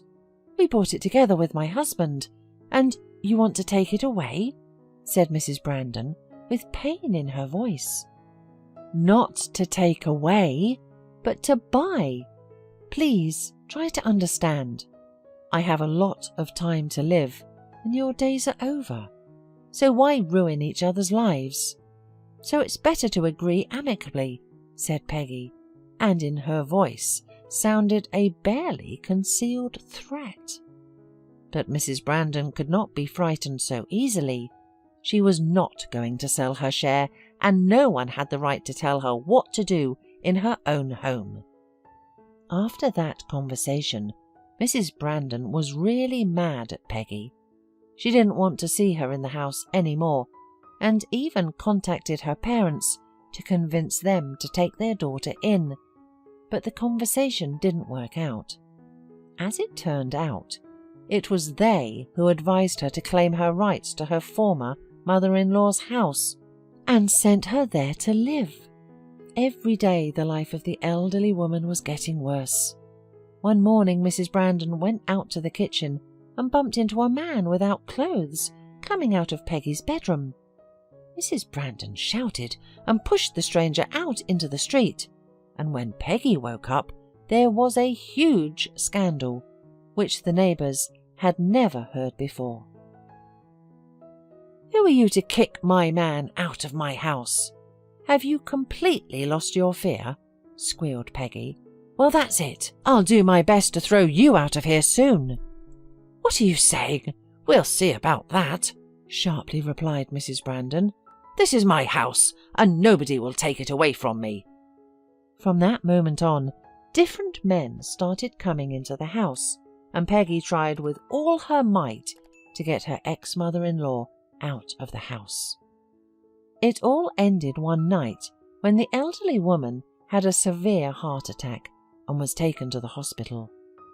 The treatment lasted long, but Mrs. Brandon was in no hurry to go home, because in the quietness of her hospital room she could rest for the first time. Mr. Bentham often came to visit her, keeping her informed, and one day he said that Peggy sold her share of the house and went to another city with her parents. Learning about this, Mrs. Brandon became sad and afraid because she did not know what kind of people would now live with her under one roof.